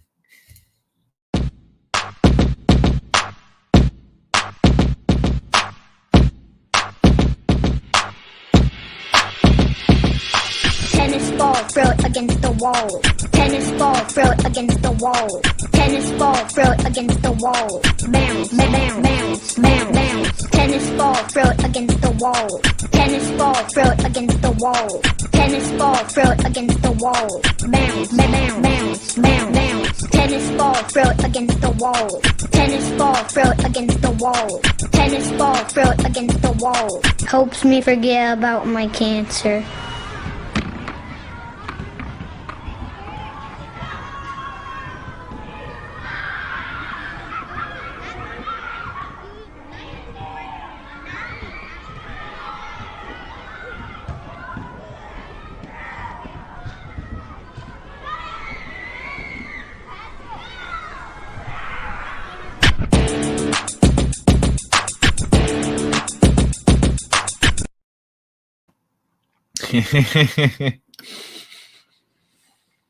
Tennis ball up against the wall. Man, I was so tired when the stream started. I felt it. I was exhausted. But once I'm here for a little bit, hanging out with you guys, I wake up. So it's nice. A piece of cookie. So it's nice. Thank you guys. I appreciate your company. I am tired though. Most of this week, it's been like 4 hours of sleep, and I'm not one of these sleeper people that doesn't need sleep. I need sleep. It's nuts, man. Yeah. ¿Qué pasó? What's happening, Orville Nation? How you doing, PJ? It's good to see you, man. What are you doing? Oh, that's right. Because you're back in Europe right now. I was gonna say, what are you doing up so late? Because you're not in New York right now. People say rotting meat is the worst smell in the world. I disagree. I can handle rotting meat corpse, but cat litter makes me puke my guts out. Oh, cat litter's not bad. It smells kind of bad, but maybe it's just your own olfactory, the way you, maybe it just smells worse to you. I woke up this morning to the tennis ball song stuck in my head.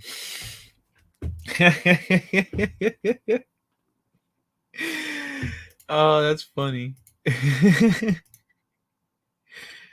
Bounce, bounce, bounce, bounce. Okay, let's look into some dark energy here. Oops, I already pressed that button. Let's look into some dark energy. New study says cosmic acceleration and dark energy don't exist. Really, cosmic acceleration also. An Oxford scientist claims a Nobel Prize-winning conclusion is wrong. Oh, shit. Them's fighting words. That's pretty. That's the eye of, I don't remember what it's called, but they call it the eye of something. Paper by Oxford University physicist Subir Sakar and his colleagues challenges how conclusions about cosmic acceleration and dark energy were reached. Physicists who proved cosmic acceleration shared a Nobel Prize. Sakar used statistical analysis to question key data, but his methodology also has detractors. As per usual. Is our universe's expansion speeding up? Dun dun dun. Oh, that's that little hamster clip would be good to have, huh? I still have the KDA song in my head, but the volume is less than it was. Well, you want another song? Hold on. Wait. There it is. Here, get this one stuck in your head instead. Somebody come get her,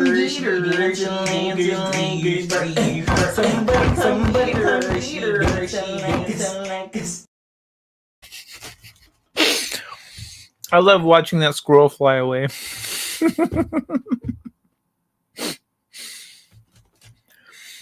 Is our universe's expansion speeding up? The 2011 Nobel Prize went to 3 scientists, proving just that. But what if the evidence they used to come up with that conclusion was wrongly interpreted, and the supposed cosmic acceleration is simply an artifact of our movement through a local part of the universe? In the big picture, there's no speeding up. What's also not there is the mysterious dark energy, thought to be creating that acceleration, says a new paper from a group of physicists who take issue with the supernovae-related evidence that was used to come up with the original Nobel-worthy conclusion. Oh, wow, that one felt fucking great.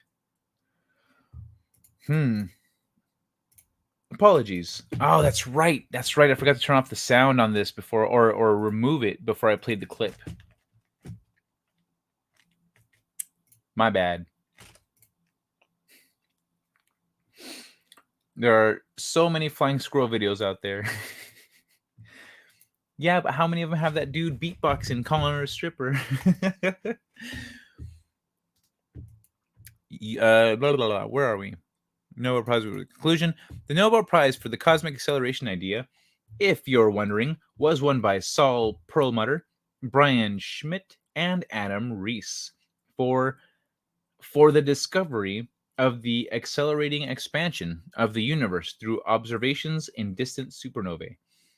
They used evidence from exploded stars called 1A supernovae, or standard candles, to show that the universe's expansion was getting faster. These kinds of supernovas are so bright that we actually know their absolute brightness.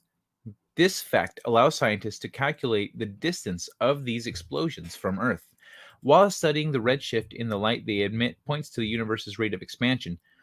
In 1998, groups led by Perlmutter and Schmidt found light from 50 supernovae to be dimmer than it was supposed to be, leading them to conclude that cosmic expansion was actually accelerating thanks to dark energy, a yet to be directly observed enigmatic force that supposedly takes up 68% of all mass energy in the universe while causing it to expand. But while the expansion has become accepted as science fact, there have been some who see things differently. Following up on his 2015 paper on the subject, Oxford University physicist Subir Sarkar and his colleagues at the Niels Bohr Institute and the Paris Institute of Astrophysics now published a second study taking issue with the idea of a universe growing with acceleration. As explained in Physics World, by statistically analyzing a sample of 740 1A supernovae in their 2015 paper, Sarkar's team found only marginal support for cosmic acceleration with low statistical significance. The difference in their approach was in how they looked at the procedures used to calculate the absolute brightness of supernovae and how their light is absorbed by dust that gets in the way. Pardon me. So these three guys are the ones that won the Nobel Prize for that. 2011 Nobel laureates in physics: Saul Perlmutter, Brian P. Schmidt, and Adam Rees. 2011 Nobel laureates in physics: Perlmutter, Schmidt, Rees described how an assumed error turned into the surprise discovery that the universe is expanding. Why? You couldn't put two. Okay. Critics of that, or did they copy paste this article from somewhere else? Because that would make sense if that's. Critics of that paper abounded, taking issue with their methodology and pointing to other data that showed acceleration. Now, in the second paper to be published in Astronomy and Astrophysics, the scientists continue to assail the supernovae evidence and the idea of cosmic acceleration by pointing to anomalies in the redshift data of how calculations with respect to the cosmic microwave background are carried out. If you look at supernovae in only a small part of the sky, it would look like you had cosmic acceleration, Sarkar says. But we are saying that it is just a local effect, that we are non-Copernican observers. It has nothing to do with the overall dynamics of the universe, and therefore nothing to do with the dark energy. Rees disagrees with Sarkar's conclusions and data, calling it outdated. His team used data from 1,300 supernovae in their latest study and came up with clear-cut support for the acceleration's existence. Furthermore, he stated, the evidence for cosmic acceleration and dark energy are much broader than only the supernovae 1A sample. Who would argue that's good? The evidence for cosmic acceleration and dark energy are much broader. So they have more stuff to disprove, apparently, but who would argue with a Nobel Prize winner? Other people who want to win Nobel Prizes. Subir Sarkar, who believes that the CMB... Hold on. Actually, I want to pause here. Because who would argue with a Nobel Prize winner? That is a bitch-made way of thinking. That is essentially saying, well, I mean, clearly, if you've reached clearly, if you've reached some kind of a conclusion that got you an award, as like you discovered something about whatever, or you made a thing, or you had an idea, that isn't permanent. That's the nature of science. Like, just because you won a Nobel Prize, that doesn't mean that you're even Einstein. Even Einstein, with his equations, was like, he put in the constant, the universal constant, to balance out his equation, but he threw it in there to balance out his equation. He said, as soon as I put this in here, it works. I take it out, it doesn't work. I put it in, it works. But what is the thing? The constant. So he called that the greatest mistake of his career. But then later so it was a back and forth thing with that. So, and just because you have a Nobel Prize, or just because someone has achieved something, doesn't mean that you cannot question their authority, or it doesn't mean that you can't question what their conclusions. It doesn't mean that you shouldn't question them. In fact, it should always be questioned. When something new is established, it should be questioned on purpose. You should look for holes. You should look for how to improve it, etc. I do not like people who think like this. Subir Sakar, who believes that the CMB, cosmic microwave background, does not directly measure dark energy, adding that is a widely propagated myth. You can check out his new paper for yourself here. So here's a Arziv. Oh, that's the end of the article. What's this? Oh, big think.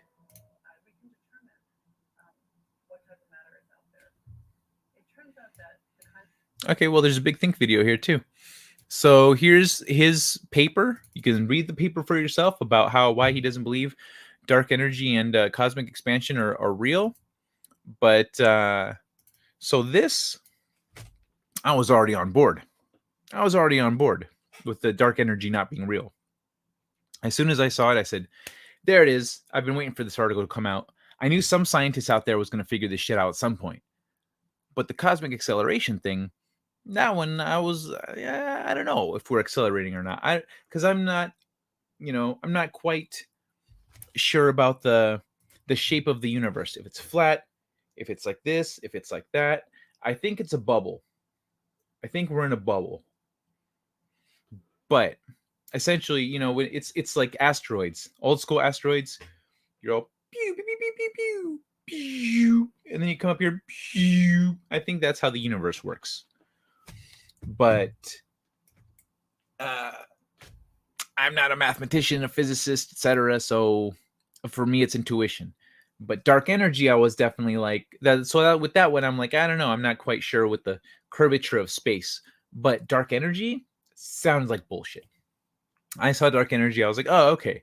So scientists are confused. They made some shit up. Gotcha.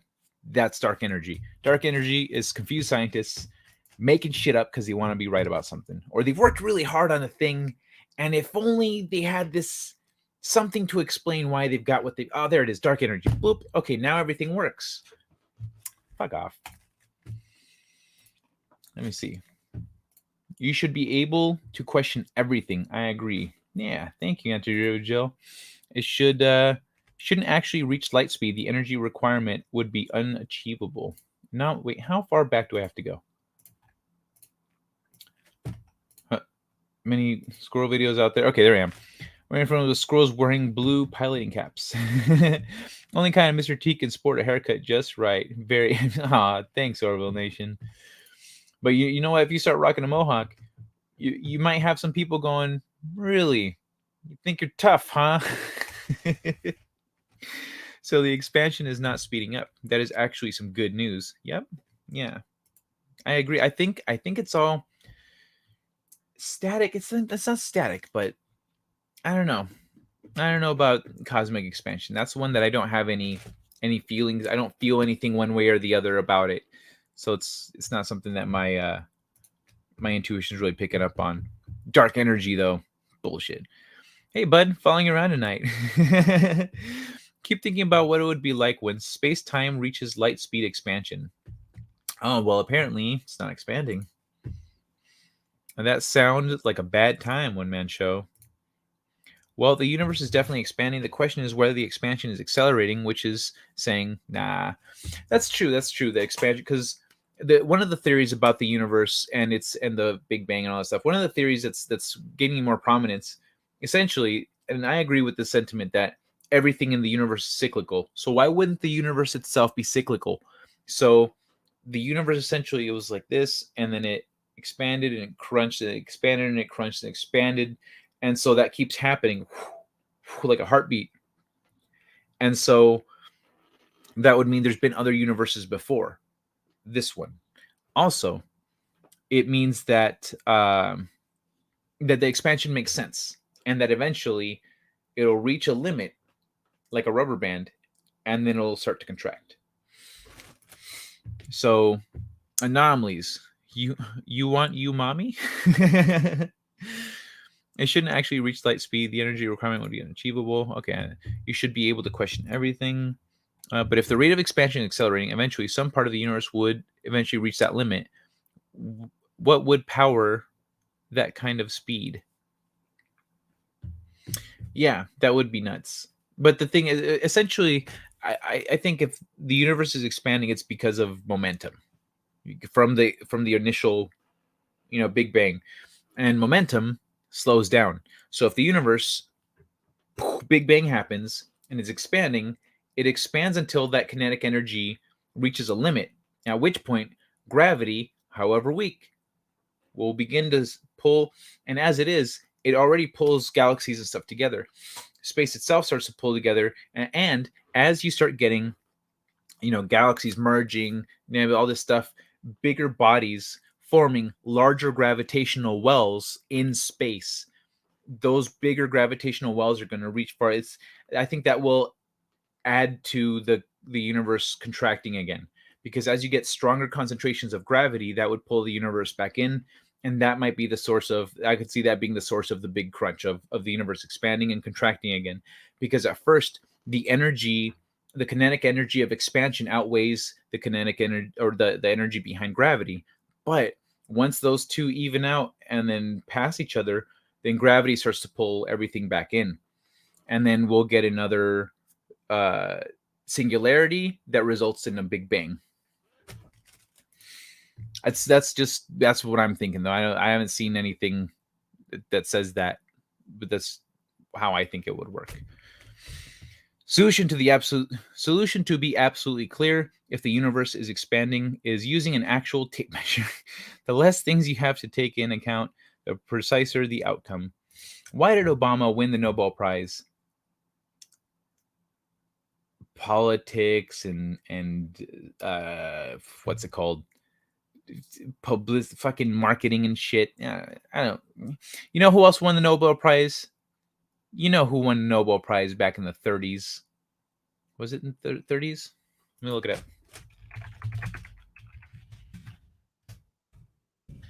1939. Mm-hmm. Yep. Oh, nominated.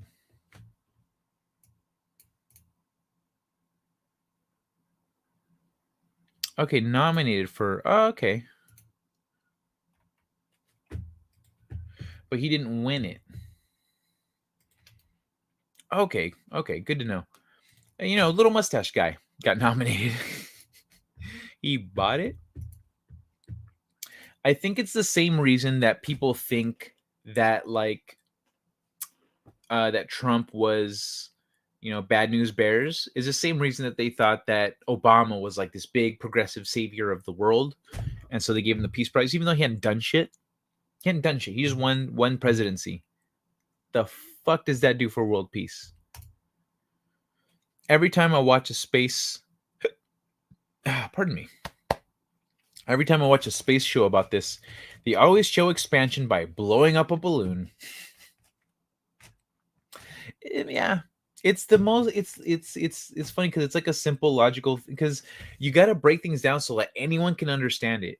If you can express yourself in a way that anyone can understand it, but you can think in a way that high concept ideas, simple execution, then people can understand. It's easier for people to understand. You can reach a wider audience. In my book, I have a comparison of there's an alien from outside the universe, not from another universe, from outside the universe. And so I compared that to the ship that they're on, because they're on a spaceship. So the girl says, imagine if everything in the universe, everything that exists, is this spaceship.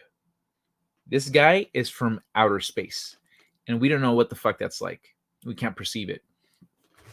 And so simple explanations can if you can explain a complicated idea simply, it shows that you truly understand that concept. And then with balloons, you can draw stars on it and shit, you know. But you're right. They always use fucking balloon. Yeah, you're not sure because no one knows the exact shape of the universe. Well, no, that's what I'm saying, though. I'm saying intuition. My intuition doesn't really pull me one way or the other. So I probably don't really give a shit about that, which is why my intuition isn't kicking in. Dark energy, my intuition kicked in and I said, this is bullshit. I don't believe in dark energy. So I'm not saying that I know or don't know for sure about the shape of the universe. I'm saying my intuition doesn't really give me any hints about which way, where that one's going to end up. If the universe was formed by an explosion, I assume it's a bubble. It would be a pretty lumpy bubble. Lumpy like a potato? Is the universe a potato? Yeah, well, lumpy in that, like, there are regions of the universe that are really dense. There are regions that are very empty. There's a huge region of space that has like nothing in it. It's like a bald spot. So essentially, it's like, imagine a cupcake. You know, when you're baking a cupcake, how when it's a really airy cupcake, you get little holes in the bread. It's not like a chunk of dense bread like angel food cake, for example, is going to be more dense. But like, is that the right one? There's some denser cakes, and then there's like fluffy stuff. Fluffy stuff has little holes in it, and it's not all the same consistency throughout. And so that's how I see that. What happened that was so funny? Hello, everyone. This is getting to be a habit. Hello, Catherine. Hello. I see you decided to go hang out with One Man Show again. It's funny. I thought you might do that. I like the way you think. Thank you, Antiderivative Jill. Pretty sure this is in reference to the gravity kinetic energy thing, right? Everything will end up in a black hole. Or in a series of black holes. Yeah, I know the name of the person. Einstein said if you can't explain it to a 5-year-old, then you don't understand it yourself. Mm-hmm. Exactly. What if we are so small? I didn't know he said that. That's a good one. What if we are so small? Wait. What if we are so small and are part of something big? Imagining Earth is an atom in a glass of cola, and the universe is the rest of the cola. A black hole could be the end of a straw. Yeah, that is something that is actually a theory that's being postulated right now by astrophysicists and stuff, that black holes could lead to other universes, or that they could just be wormholes to other parts of the universe. That essentially, through their immense gravity, they create, because gravity, space, and time are, so through their gravity, gravity affects space, and time. So really strong gravity essentially brings these 2 points in space close together. And so there might be, essentially, think about the collective unconscious visually. You've got the conscious right here, you've got the unconscious, and then you've got the collective unconscious. This is Carl Jung. I know I'm mixing things here a little bit, but stick with me. So in the way the collective unconscious is illustrated is kind of like icebergs. At the top, you've got the little peak that you see in consciousness, and then the big body of subconscious, and then the collective unconscious. It all connects to each other. So because the collective, it's a collective unconscious. That's why you have people in different parts of the world in different times and places coming up with the exact same ideas and symbology and stuff, because we are connected through that collective unconscious, even though our subconscious and conscious levels are separate. So what if the universe works the same way? If our consciousness works like that, why wouldn't the universe? As just to postulate. So what if gravity is that force that it's we see the peak of it. We see the peak of gravity here on the surface of the physical world, but then and it's weak, but then really strong gravity, it goes down to those deeper subconscious and collective unconscious levels, where once you get to really strong gravity, you're at that deep collective unconscious level where it's just a web of, you can connect. If you can go into one black hole over here, you can come out of any other black hole anywhere in the universe, because the really strong gravity essentially connects all to the same force, same hyper powerful underlying force of the universe, which could be why it seems weak, but yet it connects everything. So what if when you have really strong gravity, that's the effect that you're having, is that, or that's the effect that gravity has, is that it bends space-time to the point where all of anywhere where gravity is that strong is essentially connected via a gravity bridge. Then that's another idea that people are putting out there. But this is another one. So the thing is, this concept that you're putting out here, Kittybear, it would require other universes to exist. So now we're getting into, is there just one consistent universe as vibrationally kind of altered depending on the state of the vibrational state that you're in? It changes reality. Excuse me. Or are there multiple universes and multiple realities? And is that because then black holes could be the link between realities. So it really comes down to, what's the universe made of? How is it actually constructed? Is there more than one, or is this it? Is this the only one, and then the universe does the expanding, contracting thing like we were talking about? And so that's where these theories, the thing about the theories of what could it be, they go in different directions completely. I believe in dark energy. That's why I get my electricity on a treadmill with my colored people. And okay, bad dark joke. It didn't make sense to me until I read it all the way through. Pound cake equals dense angel food cake. Okay, thank you. Pound cake is the one I was thinking of. I was like, when I said angel food cake, I was like, wait, isn't that fluffy? There's a thick one. Thank you, Tina. Yes, I was thinking pound cake. Fuck. Now on pound cake with ice cream and a strawberry. Gravity might extend to other dimensions that make it appear weaker on our end. The dimensions are rolled up tight that we can't detect these dimensions, but gravitons do. I don't believe in gravitons either. I don't believe in gravitons. I don't believe that a force that powerful and with the ability to connect different points in space-time like that, I don't believe that that a particle is responsible for that. No particle in existence. Yeah, I don't know. I don't think so. I think it is an emergent force. I think it's an emergent force. Or something we're not quite comprehending correctly, but I don't believe in gravitons. I prefer our universe is one bubble in a tub of Mr. Bubble theory. All right.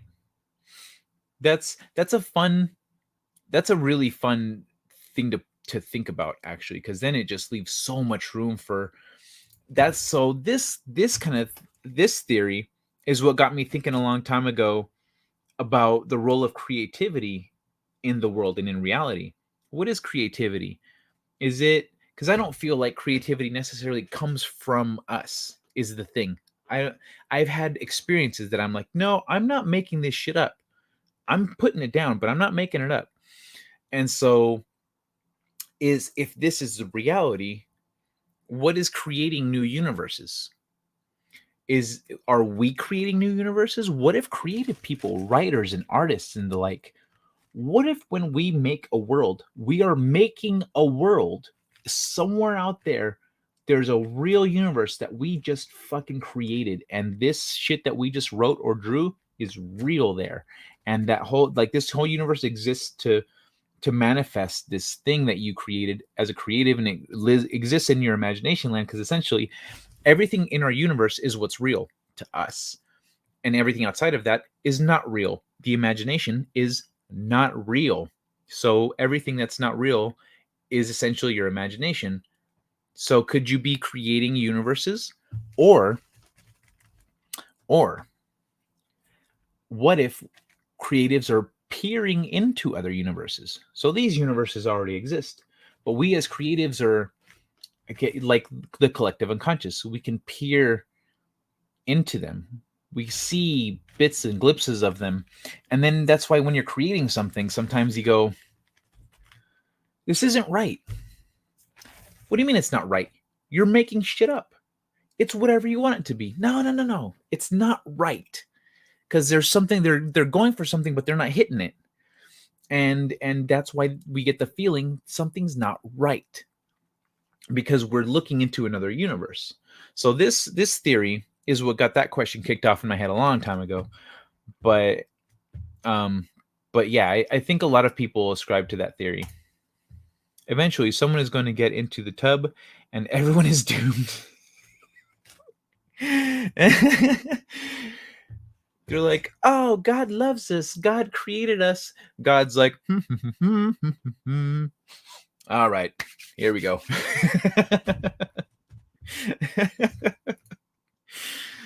That's okay. It's just a theory. Yeah, true. That's just where one of the things that I'm just not on board with that one. But yeah, it just doesn't feel right to me.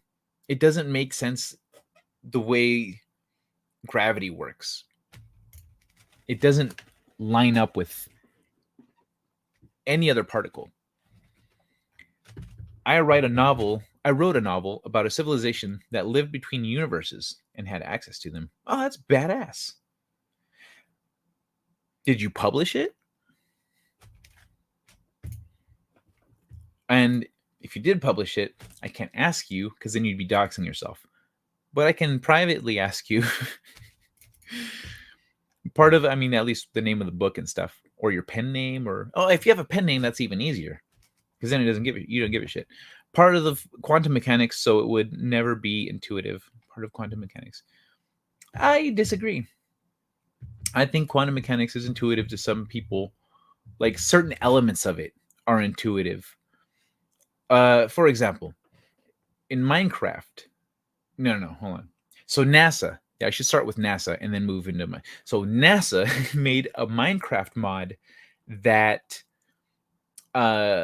uses quantum physics rules, and so to essentially so that kids and people that play Minecraft can play with these quantum physics rules and stuff to get a better understanding of them, to discover new uses. But they made quantum physics Minecraft. And some things, like some people just flow with things. Some things just make sense to people. Look at Tesla, look at Einstein. People that just kind of get certain things. Well, I guess Einstein wasn't really about quantum physics. He's a bad example, but I wrote a novel about that idea as well. Worlds within worlds within worlds. Have you written? How many novels have you written? One man show. I have a friend who says we're all just Darius Munchausen's dream or nightmare. Published it? No, not yet.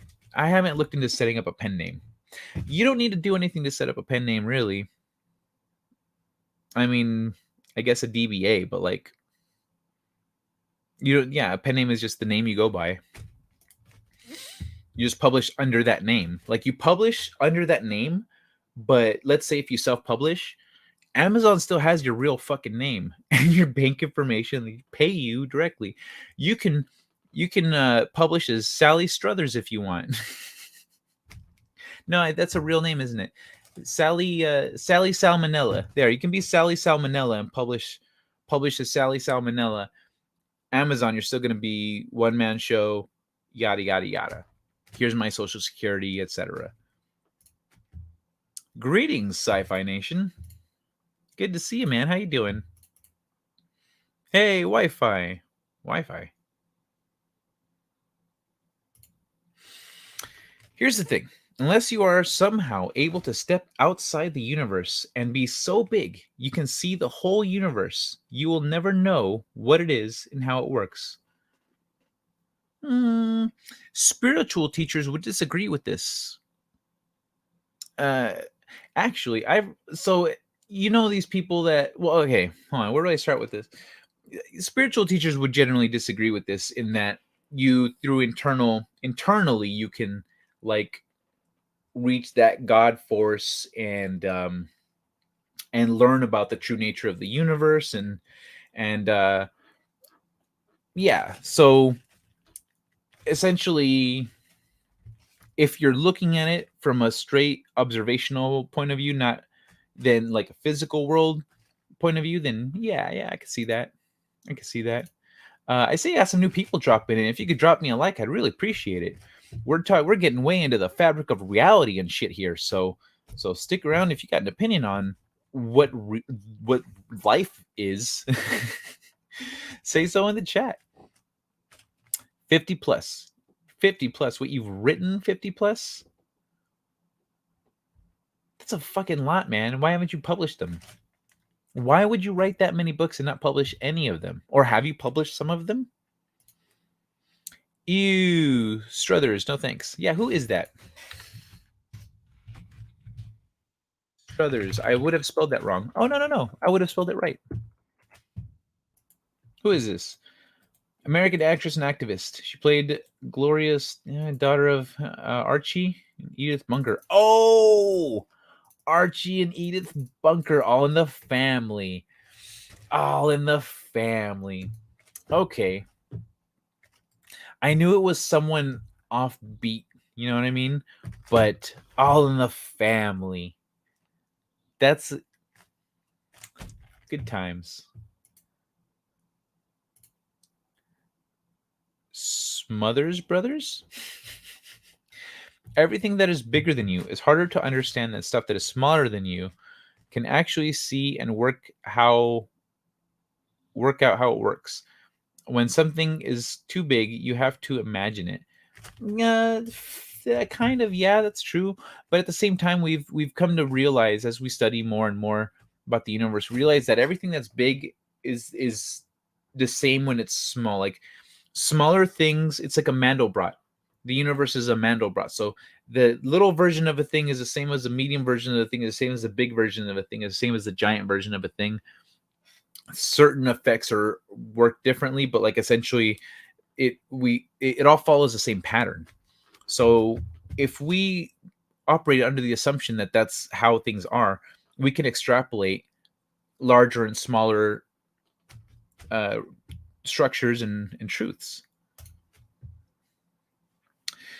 This is where you start guessing and where mistakes are made. I point at flat earthers.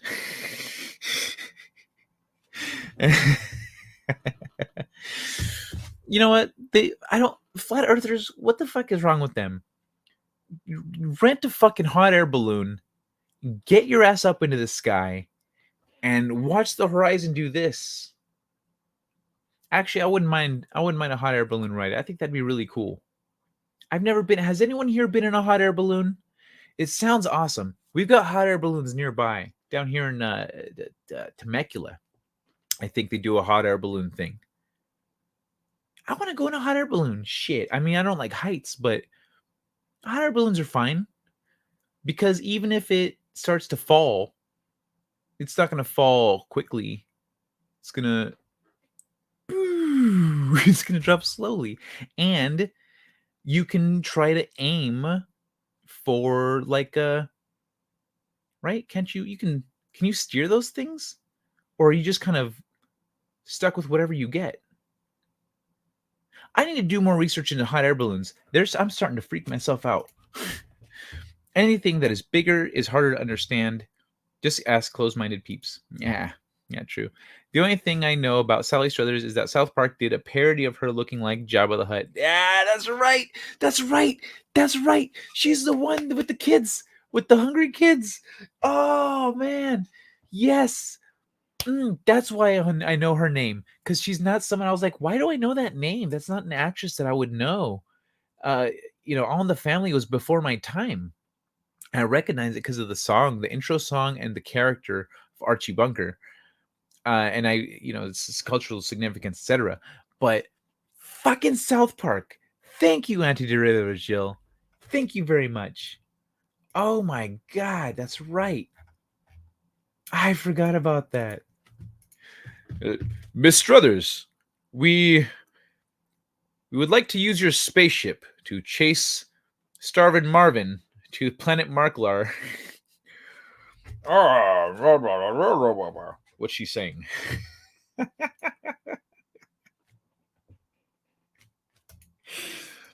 Fucking South Park, dude. Yes.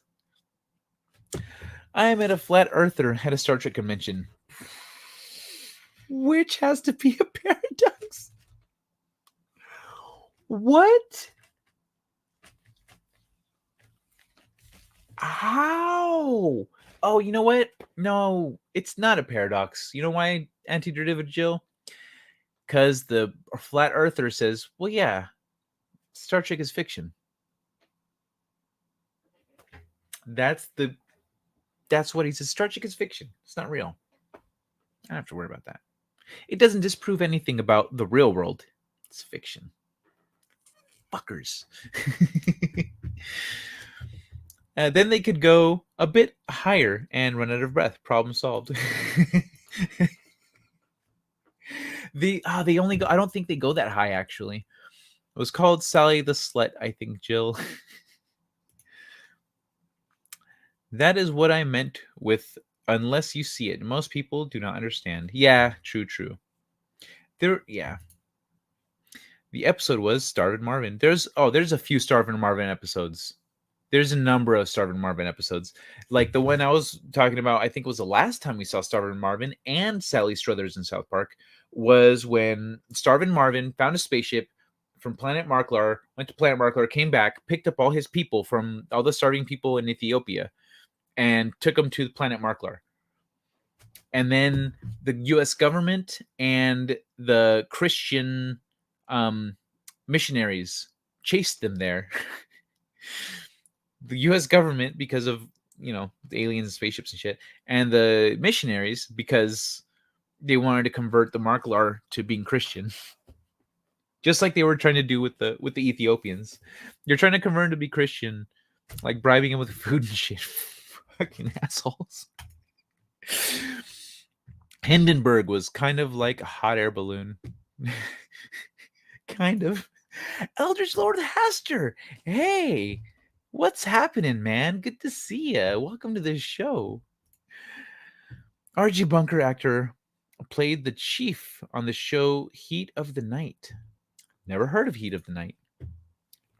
But if it must be an older show if he played him. My mother loved Heat of the Night, specifically Bubba. His name was Carol. Good answer. Thank you. I don't remember what I said in real life. What was the question? Oh, the flat earther thing. Okay. Lord Hester. Well, you tell the flat earthers that it's a hot air balloon. It's in reality, they're a cluster of helium weather balloons. Yes, you have great memory of that episode. I love South Park. I've seen almost every episode. I say almost because I'm pretty sure a couple have slipped past me. I've been watching it since episode 1. Since episode 1, I've been watching South Park. I watched the premiere. My family watched the premiere together because we thought it was going to be like, it was a cartoon. It looked fun. We thought it was going to be family friendly. Partway through the episode, my brother and I look at each other. We had this look right here. This is the last time we're watching this show, isn't it? Yeah, I'm pretty sure it is. Back to watching. But we shared that look of like, I don't think they're going to let us watch this again. There's a lot of curse words. Just going to listen, too tired to chat. All right, yeah, no problem, Elder Schillerhaster. No need, you don't need it, man. You go ahead and relax. Hopefully, I can entertain you. And I've got one more story here, one more article, which is this. I'm really glad that this dark energy thing got into some really cool conversation. But the next thing, ooh shit, the next thing is the one that I thought was the fucking cool one. That one I was like, yeah, I already know dark matter ain't shit. At least Carol O'Connor, Archie Bunker, wasn't a boy named Sue. Johnny Cash reference. Boy named Sue. Typos suck. Yeah, it happens though. You culture barbarian not knowing heat of the night. Hey. Sorry. Meathead. I'm half meathead, half nerd. You were watching it when you were a child. My mom didn't let me watch it. I had to sneak it if I ever could. Yeah, like my parents also let us watch The Simpsons back when it was, because we had friends that their parents didn't let them watch The Simpsons. And then South Park came out, and The Simpsons all of a sudden was tame. And parents were like, okay, you can watch The Simpsons. That's fine. That's not bad. South Park, don't you watch that shit. But with us, we were already watching The Simpsons. Over the years, we'd already kind of proven we weren't stupid. We weren't going to just be copying everything that we saw on TV. And then we sat through, we laughed and we sat through the episode. We didn't repeat any of the things that they said, etc. And then when it was over, we were like, that was funny, right? That was fun. Oh yeah, and that was funny. And my mom, she was like, yeah, that was funny. And we're like, so can we watch this again next week? And my dad said, I don't have a problem with it. I thought it was funny. I don't have a problem with it. You gotta ask your mom. And so that was the moment of truth. We both looked at our mom like, fingers crossed. And she thought about it for a second, and she says, okay. But later I talked to her, and like as an adult, I talked to her as an adult. My mom says, I didn't want to be the bad guy. Your dad pretty much said yes, and I knew if I said no, you guys were gonna be upset with me, and yeah, nah. And you guys are good kids. Fuck yeah. So yeah, Mom didn't like that. Makes sense. Mom didn't watch it. It's very understandable. But some parents, our parents, they trusted us a little. They trusted us a little bit. They would put some trust in us and like, let's see what they do. And if we would fuck up, then they would take it away. But we knew, my brother and I realized, like, okay, this is a test. Let's do our best here, and we would generally succeed. An article about metallic hydrogen. That stuff's pretty cool. What? I don't have an article about metallic hydrogen. Now, dark matter, I believe, might exist. Not dark energy, though. Yeah, I'll give you that one. Dark matter, essentially, we're currently looking for particles that we know exist, but we haven't found them yet. But we know they're there because we see their effects. We measure their effects. We're like, there's something here fucking with this. So we know there's some particles we haven't discovered. That's dark matter, or that's a part of dark matter. Essentially, dark matter is a blanket name for all the things we haven't discovered yet that we know are out there, like all these missing particles, the Higgs boson, essentially. Well, no, that one's not dark, because that one was that's a different kind of particle. It gives particles mass. It's not like a particle. It's yeah. But that's how I perceive dark matter. Dark energy can eat a dick. George Jefferson called Archie Bunker a cracker. It was reverse racism. Where's the false hate over it? It's the clique that keeps looking for a friend named Kenny that you had to keep an eye on. It's the clique that keeps looking for a friend named Kenny. You had to keep an eye on. Yeah, we thought the Kenny dying thing was funny. I once read something about that alcohol doesn't destroy brain cells, but the pathways and that they were working on finding a way to repair the pathways of the cells. I'm pretty sure the longer you don't drink, those pathways probably repair themselves over time. But yeah, I don't know. I'm not familiar with that research. Can't really comment on it, but that's interesting. It would be cool if they could fix, because then essentially brain degeneration, the effect that alcohol has on the brain is kind of the biggest detriment that it has. So that would be great if they could do it. Then we could all drink all we want. I mean, our kidneys might not like it, but a liver, fuck, I don't know. My parents didn't have trust. They has ass whoopings. They trusted we wouldn't need an ass whooping. That's trust, man. Of course, dark matter exists. Too bad it got canceled. Oh, I'm breaking my heart. PJ, are you still there? It's Thursday. You said you'd get back to me in a few days. I was wondering if you'd gotten a chance to ask the question, or should I do that? Would it be more appropriate if I just approached on my own and did? Let me know what you think, PJ, if you're still out there. You know what I'm talking about. Only my TV movies were censored. They might be why I read more. Ah, yeah. See, that's nice. That's a nice thing. If you really restrict what kids can watch, they're like, I want to watch that shit, but I can't. So I'm gonna read this instead. That makes sense. Anti-derivative Jill, have you perchance read my book? Given your skill sets, your intelligence, etc., I'd be really curious. I'd love to talk to you about some of that stuff. But anyway, I was just curious if you've checked it out. I got into a fight with my stepmother about it when I was talking to my dad about the possibilities if it was true. Compared it as replacing broken wires to a light bulb, and she just didn't get it. Let me scroll back up and see what the hell you're talking about. I once read something about alcohol. Gotcha. Okay, alcohol. Fine. So about it, and was talking about my dad possibilities for true compared to replacing broken wires to a light bulb. She just didn't get it. Yeah, it's like the brain cells, the light bulb. How is he? Really? She didn't get it? Well, your dad obviously got it and married down.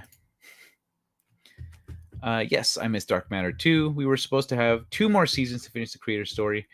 Yeah, PJ was supposed to talk to Joe for me about something. I was wondering if you got a chance to do that yet. Synthale. Fuck Synthale. That is some Federation replicated trash. Real ale is where it's at. Just ask Miles O'Brien or any Klingon. Star Trek: The Next Generation. No bloody A, B, C, or D. A, B, C, or D. Wait, what? Are you talking about Enterprises? There's an E now, too. I am sorry for everyone who was born today. They are all April Fools. That's true. I gotta message my my former roommates later today because I moved in with them April 1st, 2007. 2007, 8, 9. No, 987. 987. Yeah, 2007. So 2007, April 1st, 2007, I moved in with my roommates who became family to me. I am their son's uncle, etc., etc. I love them to death. But today's our anniversary, technically. I always like to celebrate that. I was like, hey, we moved in together on this day, 2007. Love you guys. Send them some love. There's a fool born every minute. Not yet. I will check them out sometime. Check them out? Check what out? Oh, if you mean my book, it's just the one. I just have the one book. Currently. There will be more. The episode Relics from TNG that had Scotty in it. Episode Relics. Oh, Oh, that's right. That's right. No bloody A, B, C, or D, because it was just the Enterprise. It wasn't Enterprise A. It was the Enterprise, right? Is that right? I missed Dark Matter 2. Let me see. Where's Syntheo? Yeah, I do remember that TNG episode where he was in a transporter loop. He had set up a transporter loop. Geordi LaForge was impressed. He said, "I've never seen this. Is impressive. He's still alive. There's someone alive in here." And he got it, and then whoops. And then Scotty gets out. He's there, and when we come back from the commercial break, because it's the reveal, he's let's see who it is, and then fucking Scotty's there. Oh no, is it Scotty or was it Scotty? Right, the engineer. Yeah, and then he's like, "Oh, my friend is in the transporter too," and he goes and he tries to get him out, but his pattern was too degraded, and so he was the only survivor. Is that the episode you're talking about? Sci-Fi Nation. My dad and I are both former electricians, and my stepmother has no imagination and can't think outside the box. On top of follows everything another person says who she thinks is smarter than her. Well, at least okay, to be fair, Kitty Bear, let's be fair to your stepmother here. She is smarter than other people that I know. I know people who have no imagination, who aren't very educated, who aren't very smart, who still will not listen to people they perceive to be smarter than them. They just think they're like, well, but I know you're smarter than me, but I'm right about this. Fuck, you're not, bro. You are not. At least she has the wherewithal to admit that, so to just go, you know what? This isn't my thing. Whatever you do, I'll do. That humility, at least, is commendable. And it's, at least she's got that. That's to her credit, that's a good thing. It's not the worst. It's not a great thing, but if she's incapable of deducing things for herself, at least she is finding people that are smarter than her and trusting in them and their judgment and going from there. So generally, I don't promote being a follower and just blindly following people. But if you don't have all the light bulbs on and the Christmas tree of your brain, then maybe find someone who's got a little extra power. Yeah, no synthahol. You need Albarian whiskey. It is green. I'm currently working on a story about a person who can heal by touch, trying to live in the contemporary world. One man show, you never answered my question, did you, motherfucker? You never told me. That's right. Wait, did you? Did I miss it? Fuck. All right. Have you published any of your books? I think you said you hadn't looked into a pen name. Have you gotten anything published, though, or published anything? Because if not, what's holding you back? You've got a big backlog. Bro, you could honestly just start publishing books just on a regular basis and just start doing that. You if you have that many books written, One Man Show, I would be more than happy to help you figure out how to move forward with that and start publishing. You might need a line copy editor or something, but some art. I can help you with cover, formatting, things like that. But if that's something you want to do, feel free to. I'm here if you want to talk about that. That's a fucking huge backlog that you've got. I wrote one motherfucking book and published it. You wrote 50 and haven't published any? I would imagine. Me being mentally ill, am concerned a moron to her. Oh, am considered. Wow, I read that like shit. Me being mentally ill, am considered a moron to her. Well, so let's look at the math there. Let's look at the math there. You and your dad, both former electricians, talking about something that she doesn't understand. Already by default, you're smarter than her. Being mentally ill does not determine how smart you are. Look at shit. We were talking about that earlier this week. ADHD and not Asperger's. What the word isn't coming to my brain right now. Anyway, autism. There it is. Thank you. Thank you, whoever gave me that answer out in the vast ether of the universe. Autism. hyper specialization, hyper intelligence in specific areas, but like generally, I mean, essentially, they have other issues that but they're not dumb. You know what I mean? It's a very simplistic way of looking at things. I like how Scotty said it was only 50% impressive because his friend died. Yeah, right. I love that. That's such a great. That's how you. That's to someone who's. That's why the truly exceptional people become truly exceptional, because this is how they look at things.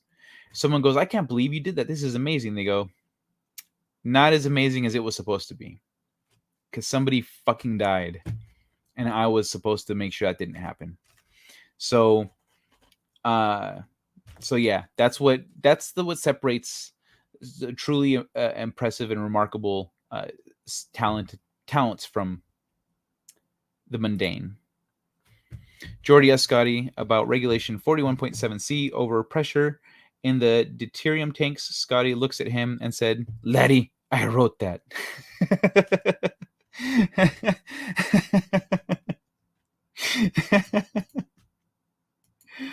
Or something like that. Yeah, I forgot about that. I need to watch that episode again. I haven't watched TNG in,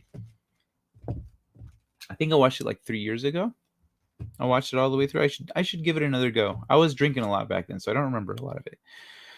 I know I'm stupid because a smart and wise man knows he is stupid and knows nothing. I'm a drink, so there's that. Oh, I'm a dink. Not stupid, more like undereducated. Well, I think he's, the not Confucius. Fuck.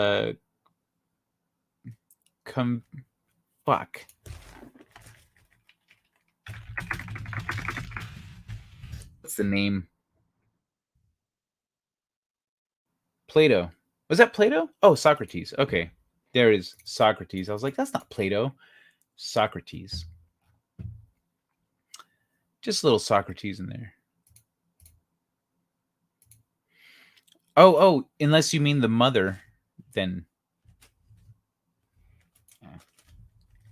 No, there is a difference though. Some people are stupid. Some people are stupid. You'll give them the information they'll need, and they'll like, you'll give them everything, and they'll still fuck it up. Which question, Si? Okay, I'll go over it again. Published 3. That's right, I forgot about that. Published 3. Okay, don't have cover illustrations or synopsis for the others. Synopses are a pain in the ass. You published 3 under your own name or a pen name? Well, no, you said you hadn't looked into a pen name, so that means you published under your own name. What genres?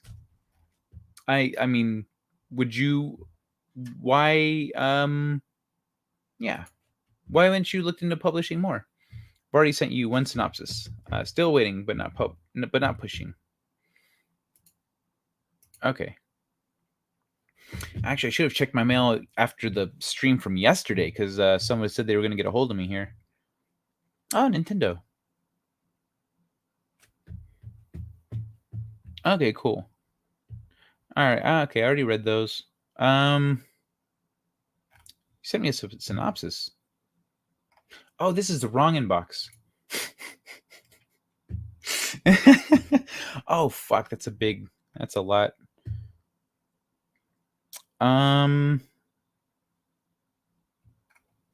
Okay. Oh shit. I got a whole bunch of, let me see what it was. Fucking cunts. Fuck you, NBC, DreamWorks, cocksucking motherfuckers. Okay, all these fucking bitches over here. Okay. It's weird. One man show.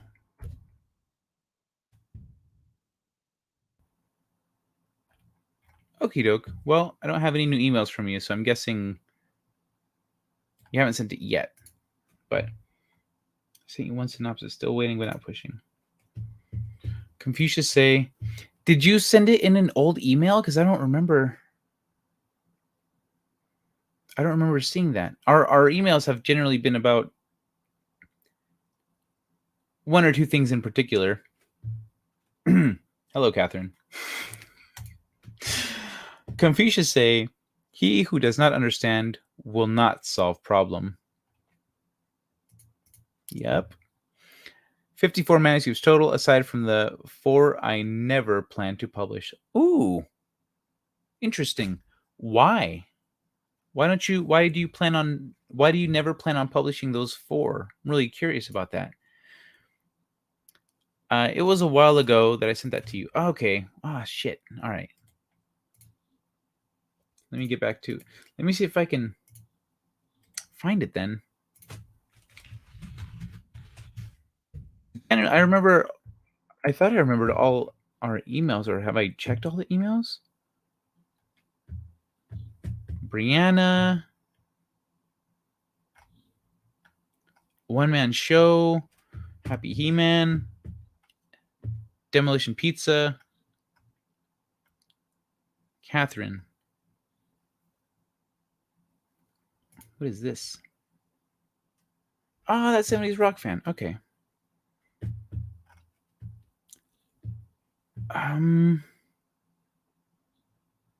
Proofreading. I don't know where that could be. Are you sure you sent it? Because I've read all your emails, and I don't see anything in there. Check your spam folder. No, he's not in my spam folder. All of his emails are in my inbox. Wait, unless you sent me something. And if depending on how long ago it was, it won't be there anymore because I never check my spam folder. Let me see. What is this? Oh, that's definitely spam.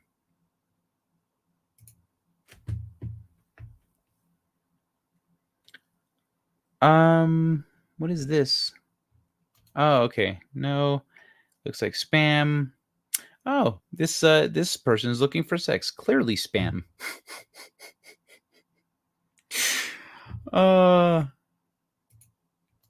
Spam.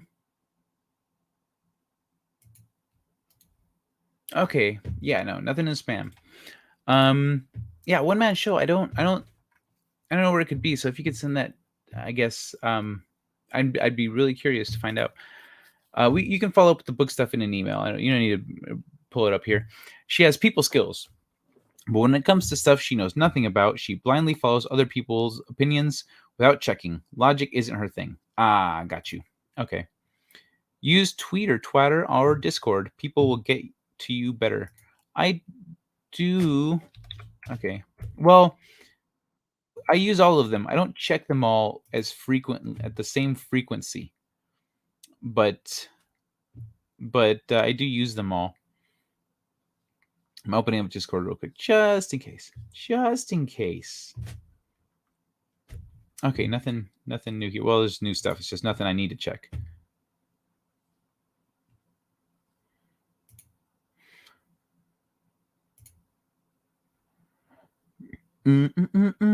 Okay, cool. That's actually one of the reasons I got Twitter, was because I knew I was going to have to, and I also like that I like that you also call it Twitter. The email in question was sent 3/8. Oh, that's helpful. Okay, I'll just look for. I'll just pull it up right now because I'll forget. That's when. Oh, you sent it again though. Sweet. Okay, thank you. I will check that later. Channel email tends to get spammed way too much. Well, it's also my what's it called? That's not really. I have different emails for different kinds of things. So I try to funnel my spam and the emails that are going to hit me a lot to certain emails so I never have to check them. Did respond. You said, "Those are a bitch. I'm happy to help." It's okay. Yeah, no, I got you. I saw you. We resent. So thank you. Spam, the award-winning meat of World War of WW at so piss off, you fake ass poor people. World War II. Okay, I thought so. Because of the shift. You know what though? Like Spam Masubi? Ooh, that shit is good. Spam Masubi is good. That's some good shit. I once asked a woman, I'm sorry, I once asked a question. I don't know why. I once asked a question to my doctor that completely stumped him, and the reason I didn't get the vax. Ooh, nice. Good. Yeah.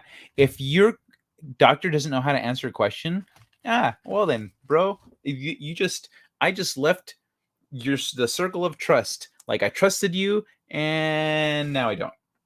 So yeah. I'm so poor I can't even afford to pay attention. Hey, okay, the term piss poor, you know where that comes from? Back in medieval days, they used to use urine for dyes and stuff. They used to use urine for stuff, like as a they used to use urine as a practical tool. And so you could take a piss in a pot and sell the piss to somebody who needs piss. And so if you are so poor that you don't even have a pot to piss in to sell your pee, that's how fucking poor that guy was, you know? So that's where that term came from. Piss poor is because or so poor he doesn't have a pot to piss in. That's where it comes from.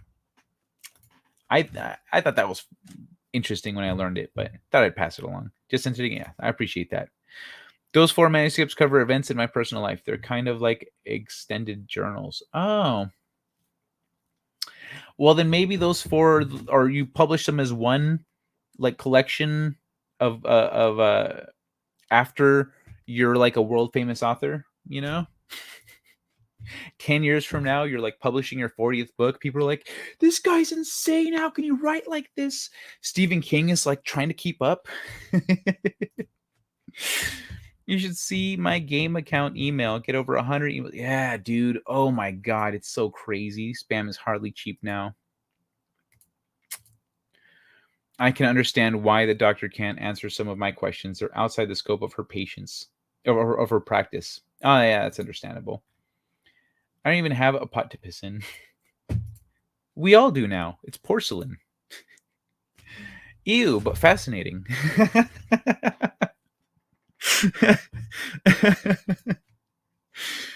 Truth when I say that poor stuff, Kai.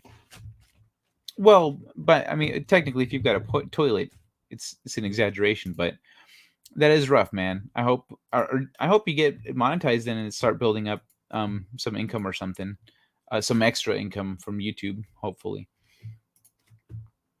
I used to think that way. Then the reality hammer hit me. I'm saying like jokingly, because essentially that's when you would publish something like that, when people are like, I want to know about your life, man. And you're like, well, I've got these things here. I'll just put them out there. But you know what? You're going to have to add another book to those, because then by the time that happens, you've got your adventure and also you don't have to spend as much time writing. You can just focus on publishing. If you don't, if you just focus on publishing, that's good. That saves you a lot. And also nowadays, the publishing landscape is completely different than it was 20 years ago. 10 years ago, ebooks started off, the whole thing kicked off. But what really kicked off the self-publishing boom of the last decade is a printer, I think by Xerox. I think Xerox created a printer that enables you to pretty much print a whole book in one go. Instead of the process that they used to go through, it's just here's a printer, print book, boop. And then you put in the manuscript, it prints it out, done, psh, book. And so that is what started this self-publishing boom that we see today, where any one of us can just publish a book and I can go order it and it gets printed and sent to you right away. It's because of that printer. So it's funny. We all acknowledge, we're like, oh, there's this huge self-publishing boom and it's changing everything. What really changed the technology behind that is a fucking printer. One day a company just made a printer that allows that to happen. And from that came this huge self-publishing boom. And those little things that go underappreciated in the scope of history. I would imagine accepting my Hugo Award back when it meant something. Oh yeah, I honestly, when I went into writing my book, I was like, all right. Before I do this, before I dedicate any time to this or to dedicate myself to this, what are the possibilities here? A, no one reads my book. My mom reads it. My friends pick it up. That's it. No one hears about it. I published 5 more books. No one reads those motherfuckers either. I die in obscurity. Maybe I get famous later. Maybe I never do. It is what it is. Or the other extreme. Boom! Best-selling author. Oh my God, Kai is amazing. And I'm on TV getting interviews and shit. I was like, okay, well, that sounds like more work, if we're being honest. But I said, okay, I'm just going to accept that I'm going to fall somewhere in between there. Because because mentally, if you just go, I'm not going to be anyone, it's not going to happen, yada, yada, yada, you might be resigning yourself to that reality. You might be creating that reality for yourself, or you might not be ready for the other reality because you're just not mentally ready. I thought no one was going to read it. I'm not ready for all this attention. And you're not preparing yourself for any attention. If you go the other way and you're like, I'm so ready to be famous, and no one buys your book, oh, soul crushing. So you should be mentally prepared for both. And that's what I walked into when I was writing my book. I went into it like that. I said, okay, I'm accepting that any reality in between here and here could manifest, and I'm just gonna do it anyway. This ain't the 1800s, bro, but yeah, pissing effing poor. And thanks. Hope you do as well. Thank you, man. Thank you very much. Hey, Phil. How you doing, brother? Hey, Phil. Wait. Oh, son of a bitch. Never mind. I lost it. I had a clip up and I clicked the wrong button and it took me off of there. Oh, fuck. I need like a massage or a jacuzzi or something. This is pissing me off with my shoulder. Xerox invented the original copy machine. It replaced the mimeograph. Yep, that's why old people, instead of making copies, they Xerox things. Why are vax for the pox and other diseases only once, maybe twice, and for the cough it's ongoing? That was the question, and he couldn't give an answer to it. Yep. He couldn't give an answer to it because you probably made him realize it's bullshit. He was probably like, because wait a second. I bet you had him in a haze the rest of the day. He's like, am I pushing fake shit? I don't want to be posthumously famous. That would kind of suck. It would kind of suck, but really, ultimately, I don't mind if I get posthumously famous because I'm writing my books with an intention and a message, and I wouldn't be upset if that message gets out there and it helps people. So that's really what I care about. If I don't get famous, then my estate goes to like my family, even better. It's just assuming I find a woman who loves me and has kids with me, then my family's taken care of. But like, I don't care if I don't get famous, as long as I'm here in this life to get the message out and do some other stuff, I guess. But as long as I get the job done, that's really all that matters. Being famous isn't necessary or guaranteed or part of the deal.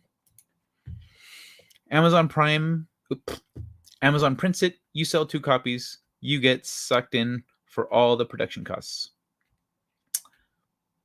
Nope, that's not how he gets sucked in for all. What are you talking about? No, so the way it works, Sci-Fi Nation, it's print on demand. So they'll print a copy of your book with this printer, or maybe other companies have come out with their own version. I don't know, but sell 2 copies.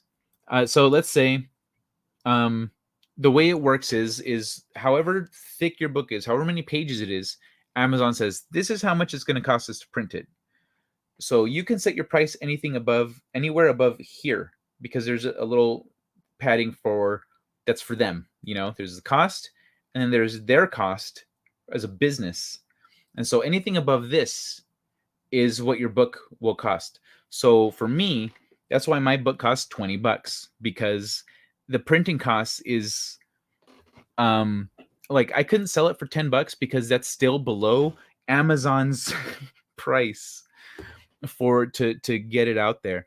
And so it's impossible for me to sell it for $10 unless I make it small, unless I make the text small. If I format it to be smaller and thinner, then it'll be cheaper, but like that's going to be a lot of work, and that's going to be a whole different edition, like the mass market paperbacks where they're all 5x8. I think 5x8, the little mass market paperbacks. If I format it to be that way, then maybe I could sell it for cheaper. I don't know, but those are mass market paperbacks. That's why they're cheaper. But so yeah, no, the production cost is factored into every time you buy a book on Amazon that's printed through Amazon. The production cost is covered, and then anything on top of that is profit for the writer, or just goes to the writers, royalties for the writer, no matter what happens, guys. Aw, thank you, Anti-Derivative Jill. You're so sweet. Thank you, Sci-Fi Nation. To be soul crushed, one must first have a soul. We all have souls, one man show. Because Big Pharma hasn't made enough money yet. They're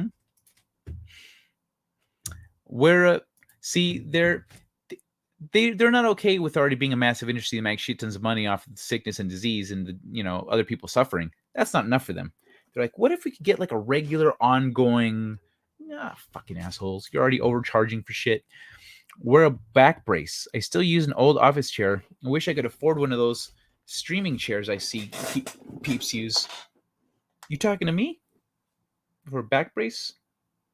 Oh, no. It's not because of that.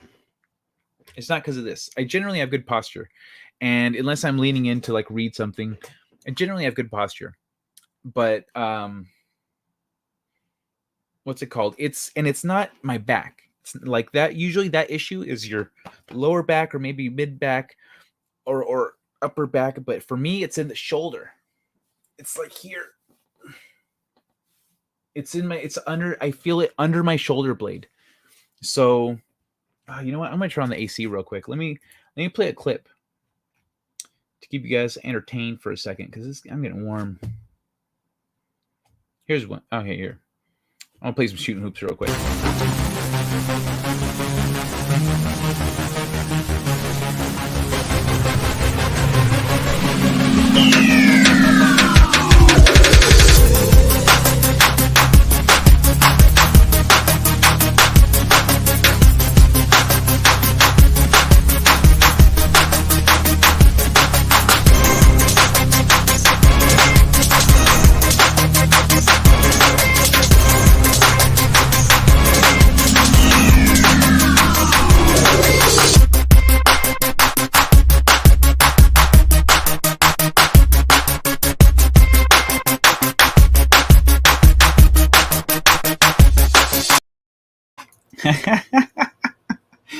No, not smaller print.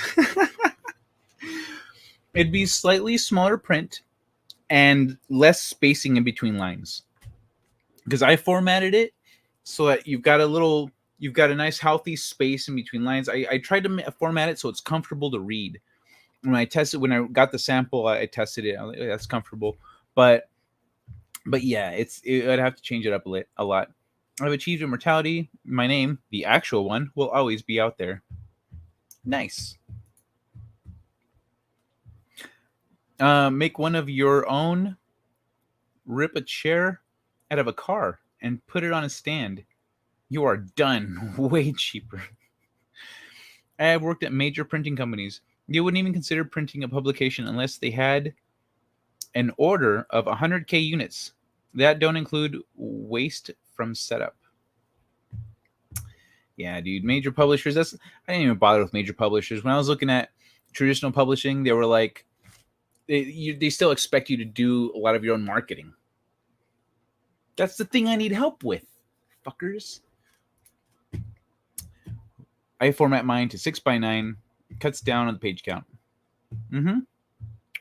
Well, didn't help mine.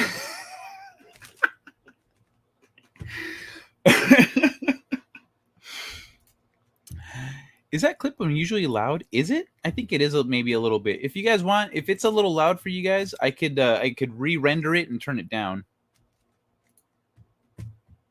I majored in handmade graphic arts and worked in it for 20 plus years after high school. I can do custom vinyls as well, t-shirts, etc. using blue poly process, not the mass-produced ones. Wait a second. Handmade graphic arts. Okay. Sci-Fi Nation, can you do graphic arts yourself? Like can you make designs? Can you illustrate, make designs, do graphic design essentially? Because if you can do that, then you could always try an eShop. You could always try and make a t-shirt store somewhere, or like like an online print-on-demand store to bring in extra money. If you have that skill set, like, you look into your options, man. Then there's no excuse for you to start making some extra money on the side somewhere. I wasn't allowed to play basketball in school because I scored too much. I would shoot from the other side of the court. 8 out of 10 shots hit a 3-pointer. Nice. That's badass. And you're impressing the hell out of Phil. I have a YouTube scroller, so it's no big deal. There's just a jolt before I can reach it. Volume scroller. Yeah, but the thing is, see, I get annoyed when I'm watching a video and the intro is like way loud, and then the video plays and they're like, I'm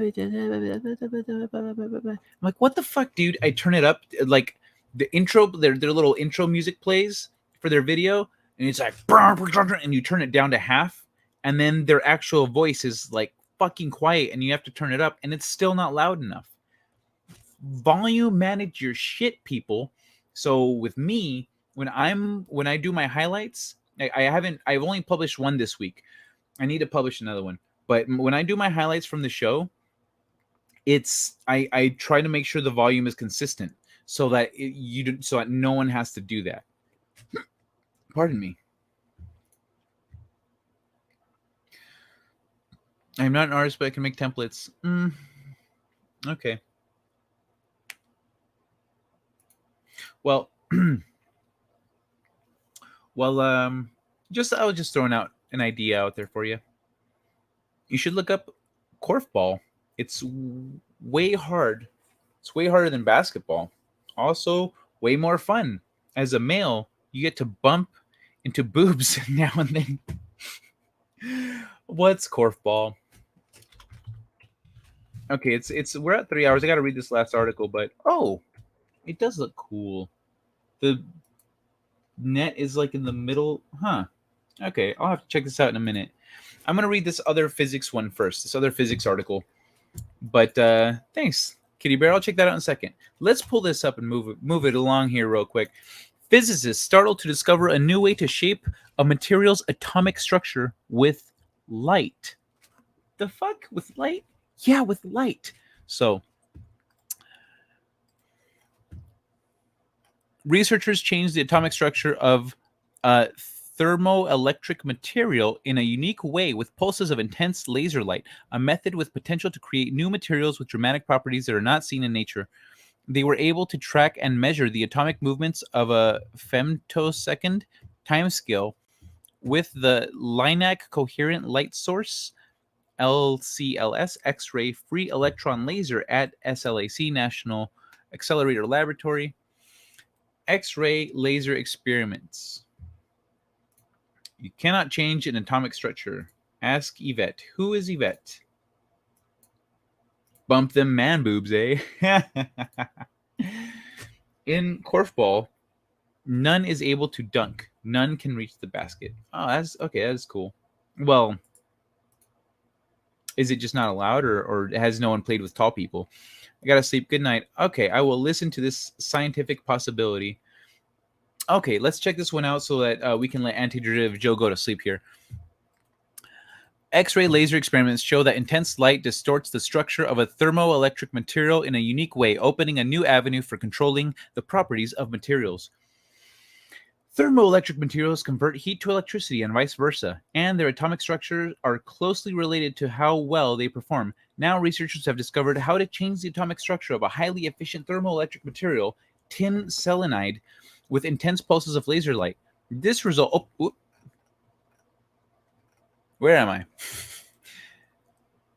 I? Discovered how to change atomic... This result opens a new way to improve thermoelectric and a host of other materials by controlling their structure, creating materials with dramatic new properties that may not exist in nature. For this class of materials, that's extremely important because their functional properties are associated with their structure, said Yijing Huan, a Stanford University graduate student who played an important role in the experiments at the Department of Energy's SLAC National Accelerator Laboratory. By changing the nature of the light you put in, you can tailor the nature of the materials you create. The experiments took place at SLAC's X-ray free electron laser, the LINAC coherent, the LCL, results were reported on February 14, 2022 in Physical Review X and will be highlighted in a special collection devoted to ultrafast science. Heat versus light. Because thermoelectrics convert waste heat to electricity, they're considered a form of green energy. Thermoelectric generators provided electricity for the Apollo moon landing project, and researchers have been pursuing ways to use them to convert human body heat into electricity for charging gadgets, among other things. Run in reverse, they create a heat gradient that can be used to chill wine in refrigerators with no moving parts. Tin selenide is considered one of the most promising thermoelectric materials that are grown as individual crystals, which are relatively cheap and easy to manufacture. Unlike many other thermoelectric materials, tin selenide is lead-free, Huang said, and it's a much more efficient heat converter. Since it consists of regular cube-like crystals similar to those of rock salt, it's also relatively easy to make and tinker with. To explore how those crystals respond to light, the team hit tin selenide with intense pulses of near-infrared laser light to change its structure. The light excited electrons in the sample's atoms and shifted the positions of some of those atoms, distorting their arrangement. So exposed to heat, exposed to light. Okay, so this structure, exposed to heat, does it do anything? It doesn't look like it doesn't, unless it rotates. Okay, all right. An illustration shows how the atomic structure of tin selenide, a crystalline material that can convert heat to electricity, changes when exposed to heat or ultrafast laser light. The structure in the middle is at room temperature. Heating left moves the top and bottom atoms a little further left from this point of view, and subtly shifts some of the other atoms. Okay. Scientists thought exposing the material to ultrafast laser light would do much the same thing. Instead, its atoms shifted in new ways, which is here. SLAC's X-ray free electron laser allowed researchers to see these atomic movements and structural distortions for the first time, opening a new avenue to tailoring materials with light. That's fucking awesome.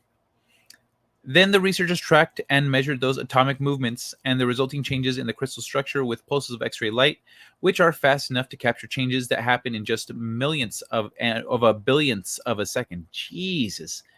You need the ultra-fast pulses of atomic resolution that LCS gives us to reconstruct where the atoms are moving, said study co-author David Rice, or Reese, I'm not sure, a professor at SLAC at Stanford and director at Stanford Pulse Institute. Without that, we would have gotten the story wrong. A startling result. The result was quite unexpected, and when Huang told the rest of the team that what she had seen in experiments, they had a hard time believing her. One tried and true way of changing the atomic structure of tin selenide is to apply heat, which changes the material in a predictable way and actually makes this particular material perform better. The conventional wisdom was that applying laser light would produce the same result as heating.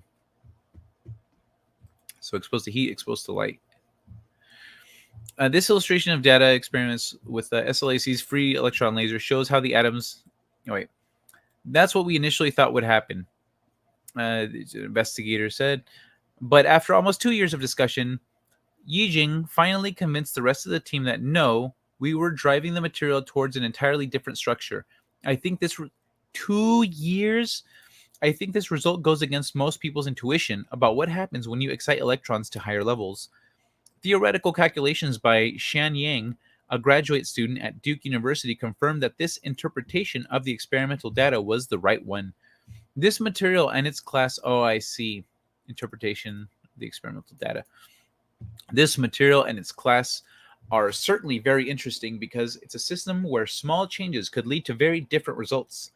But the ability to make entirely new structures with light, structures we don't know how to make any other way, is presumably more universal than that. One area where it might be useful, he added, is in the decades-old quest to make superconductors, materials that conduct electricity with no loss, that operate at close to room temperature. Oh, that's it. That's the article. Remember I said most articles stop about halfway? Look at this one. Look at this one. Just shy of halfway. Halfway is like right here. So observation, yada yada, references, researchers, and then links to more articles. So, yeah. See. So you can change the atomic structure of things. I gotta go sleep. Let me see. Okay. Good night. Good night, antiderivative Jill. That was the article. It was a short one. Sleep tight. Thanks for hanging out. Much love. Catch you later. You know who Yvette is? Hot blonde quantum physics from the UK. Physicist from the UK. I don't know. I thought you were talking about a YouTuber. Yvette, hot blonde quantum physicist? Yvette.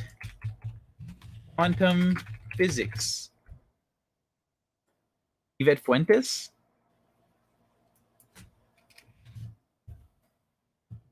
You mean Yvette Fuentes? Professor of quantum physics at the University of Southampton and professor of theoretical quantum physics at the University of Vienna. Work considers fundamental quantum mechanics, quantum optics, and astrophysics. Is that who you're talking about? Right, let me just... Well, she's not blonde. She's a brunette.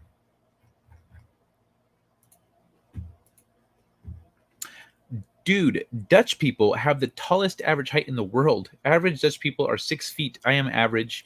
It's because the basket is way higher than for you short Americans. Hey, bro, I am just shy of 6 feet, all right? Don't give me that shit. And also, I'm talking like we have really tall people over here, too. We've got Shaq. We've got Rodman.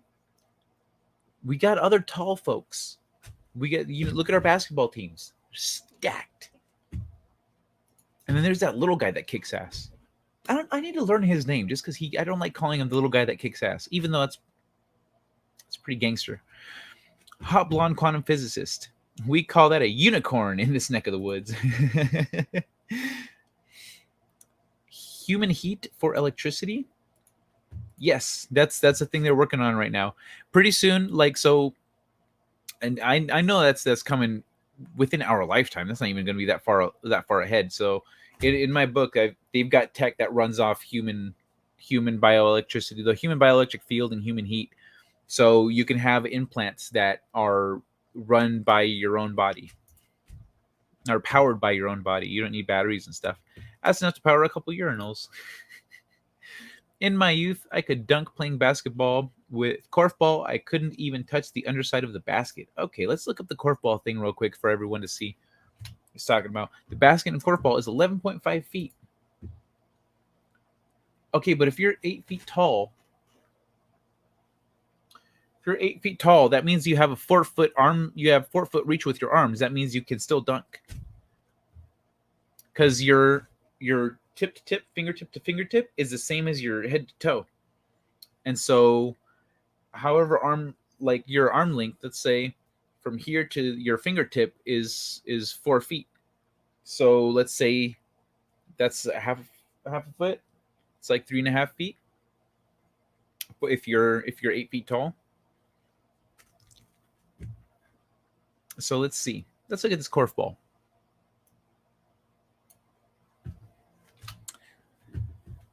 Let's look at Korfball. Wow, that shit is pretty high. That's pretty high. That's a Korfball.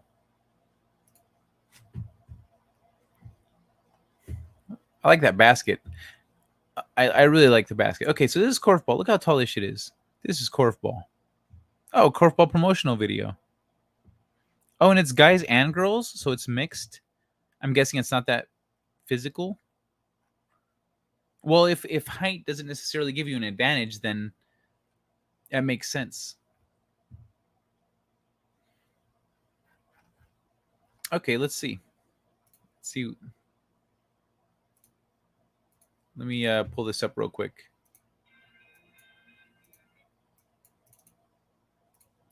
Okay. This is Korfball. Yeah, that's what it's going to do. So this is Korfball, huh?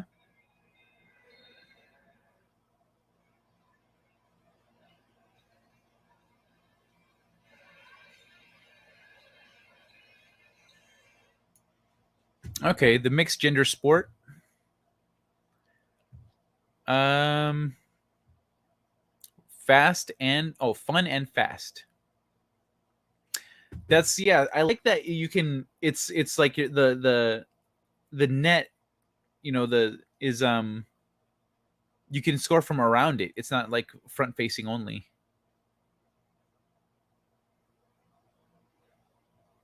Nice. This does look like fun, actually. Especially if you can play with girls.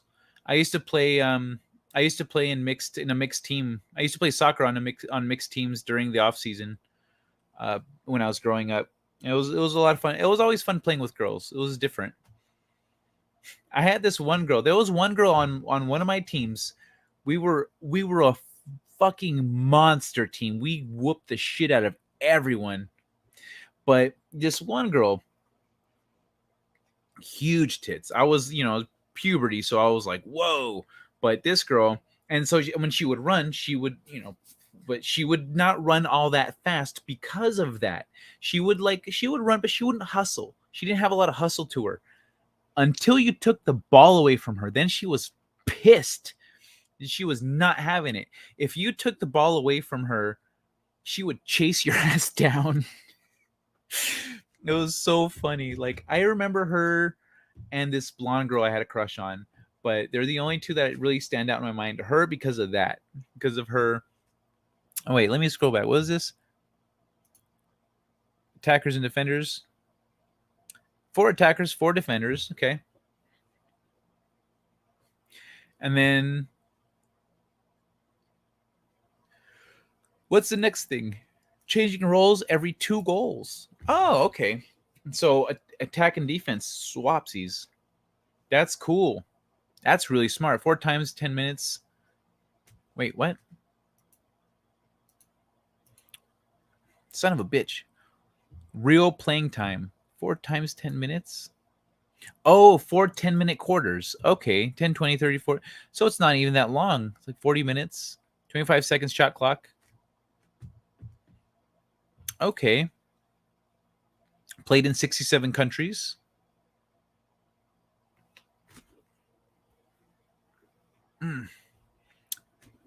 That's pretty cool. This does look cool.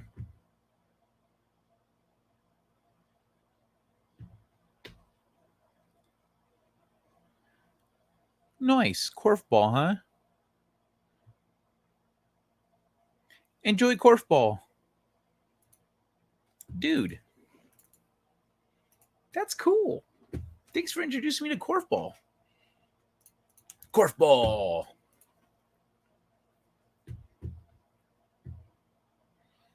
I didn't realize this was happening. Oh, let me see. Let me see these here.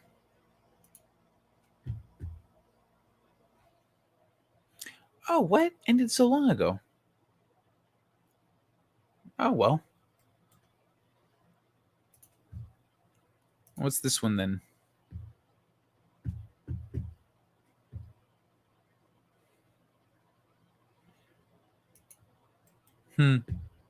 Korfball. All right. Interesting. Very cool. Thanks for sharing. That seems like a sport that would do well here in the United States. It's all basketball-y. People here fucking love basketball. And with girls always trying to prove how good they are compared to guys, a mixed gender sport like that, dude, seems like it would be killer. Thank you, Phil and Storyman Jack, for the love and retweets and stuff.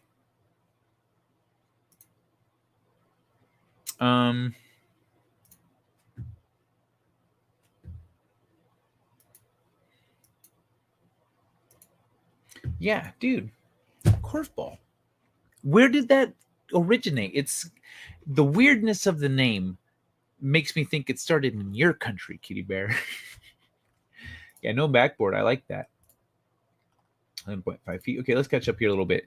Got 6'8". I got a 6'8" niece. I feel like a midget next to her. If your niece is 6'8", oh my god. I've never met a woman that tall. What country are you in again?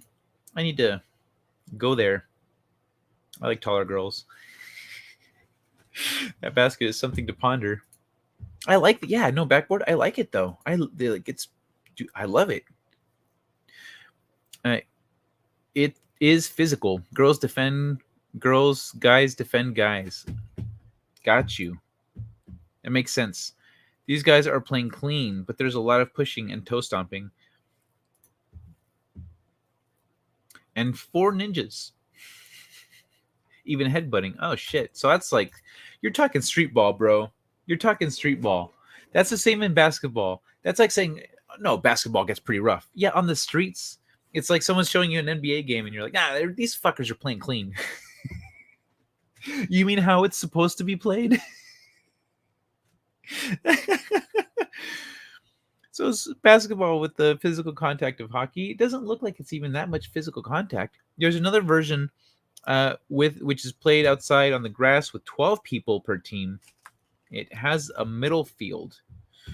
Oh, there's a bigger version. Okay. Interesting. It's been played here for around 120 years. Oh, wow. So it did start in your country, I'm guessing. The Netherlands. Oh, it started in the Netherlands. Wait, are you in the Netherlands? I thought you were further up north. Well, I am the shortest person in my dad's family. I think I might be too, actually, on my dad's side. Because I come from a tall family. I'm taller than my mom's whole family, but like not on the other side. Fascinating. Korfball. Korfball looks like fun. That looks like fun. Fuck Korfball. All right. Well, shit, y'all. I guess it's about that time. It's about that time. Time to wrap it up. If you haven't dropped a like, please, I would appreciate it. If you had some fun, learned some stuff. Shit, we learned about Korfball together. Ooh, pardon me. Official game. I headbutted someone who had been stomping on my feet half the game. Good. Fucker. I have a nephew who's 6'2" at 13. Oh my god. What the fuck? Stop feeding him human growth hormone. Stop eating at Panda Express. And a niece who is 4'2" at age 12. They look funny together. Oh, they're brother and sister? Oh my god, damn. Yeah, that's nuts. That's wacky right there. I hid the headbutt to look like an accident. That's how it's done, man. But you're talking street ball versus, but then again, you're saying it's official game, but yeah, that's someone being. There's people like that though. I was in a game one time. Usually the league I was in or the was clean. You know, people generally there to have fun, there to play games and stuff. This one sometimes you run into a team with some fucking little shits that are just assholes. and they're running around playing dirty. Oh, the ref's not looking. I'm gonna push this guy. I'm gonna trip him and shit. Things like that. Like, fuckers. 'Cause I grew up playing soccer. But later, Kaya Rita just fed me. It's so late. Why are you guys eating this late? I just finished earlier. I finished my cookies. No more cookies. Oh. Hey, pardon me. Fuck, I'm gonna try to get some sleep or at least get some work done until I pass out. Sheepball played official games. Okay, no, I hear you. Rock and roll, man. Good shit. Very cool. Thank you for introducing me to Korfball. That's fucking cool. But I'm getting out of here for now. Time to wrap it up. Leave you all with some happy feelings. Here, where are those happy feelings at?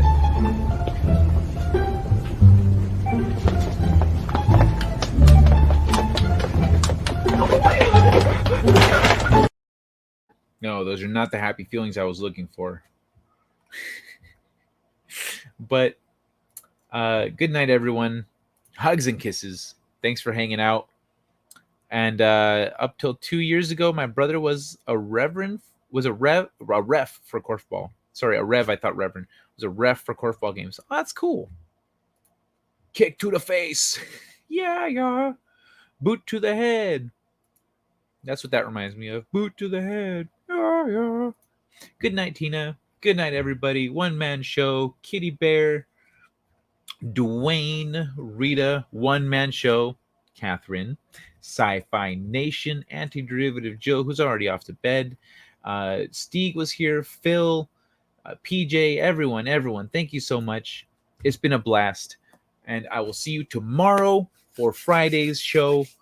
It's April Fool's, but I don't know if I don't think I've got any, today Justin Proper did the reverse show, which was cool, but I don't have any ideas like that. So probably just a regular show. Maybe I'll try to find some funny topics or something. I don't know, but fuck it. I'll see y'all tomorrow.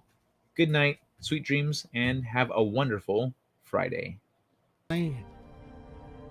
Second start to the right. And straight on till morning. Set a course. For home. I'm reading an ion storm on that trajectory, sir. Should I go around it?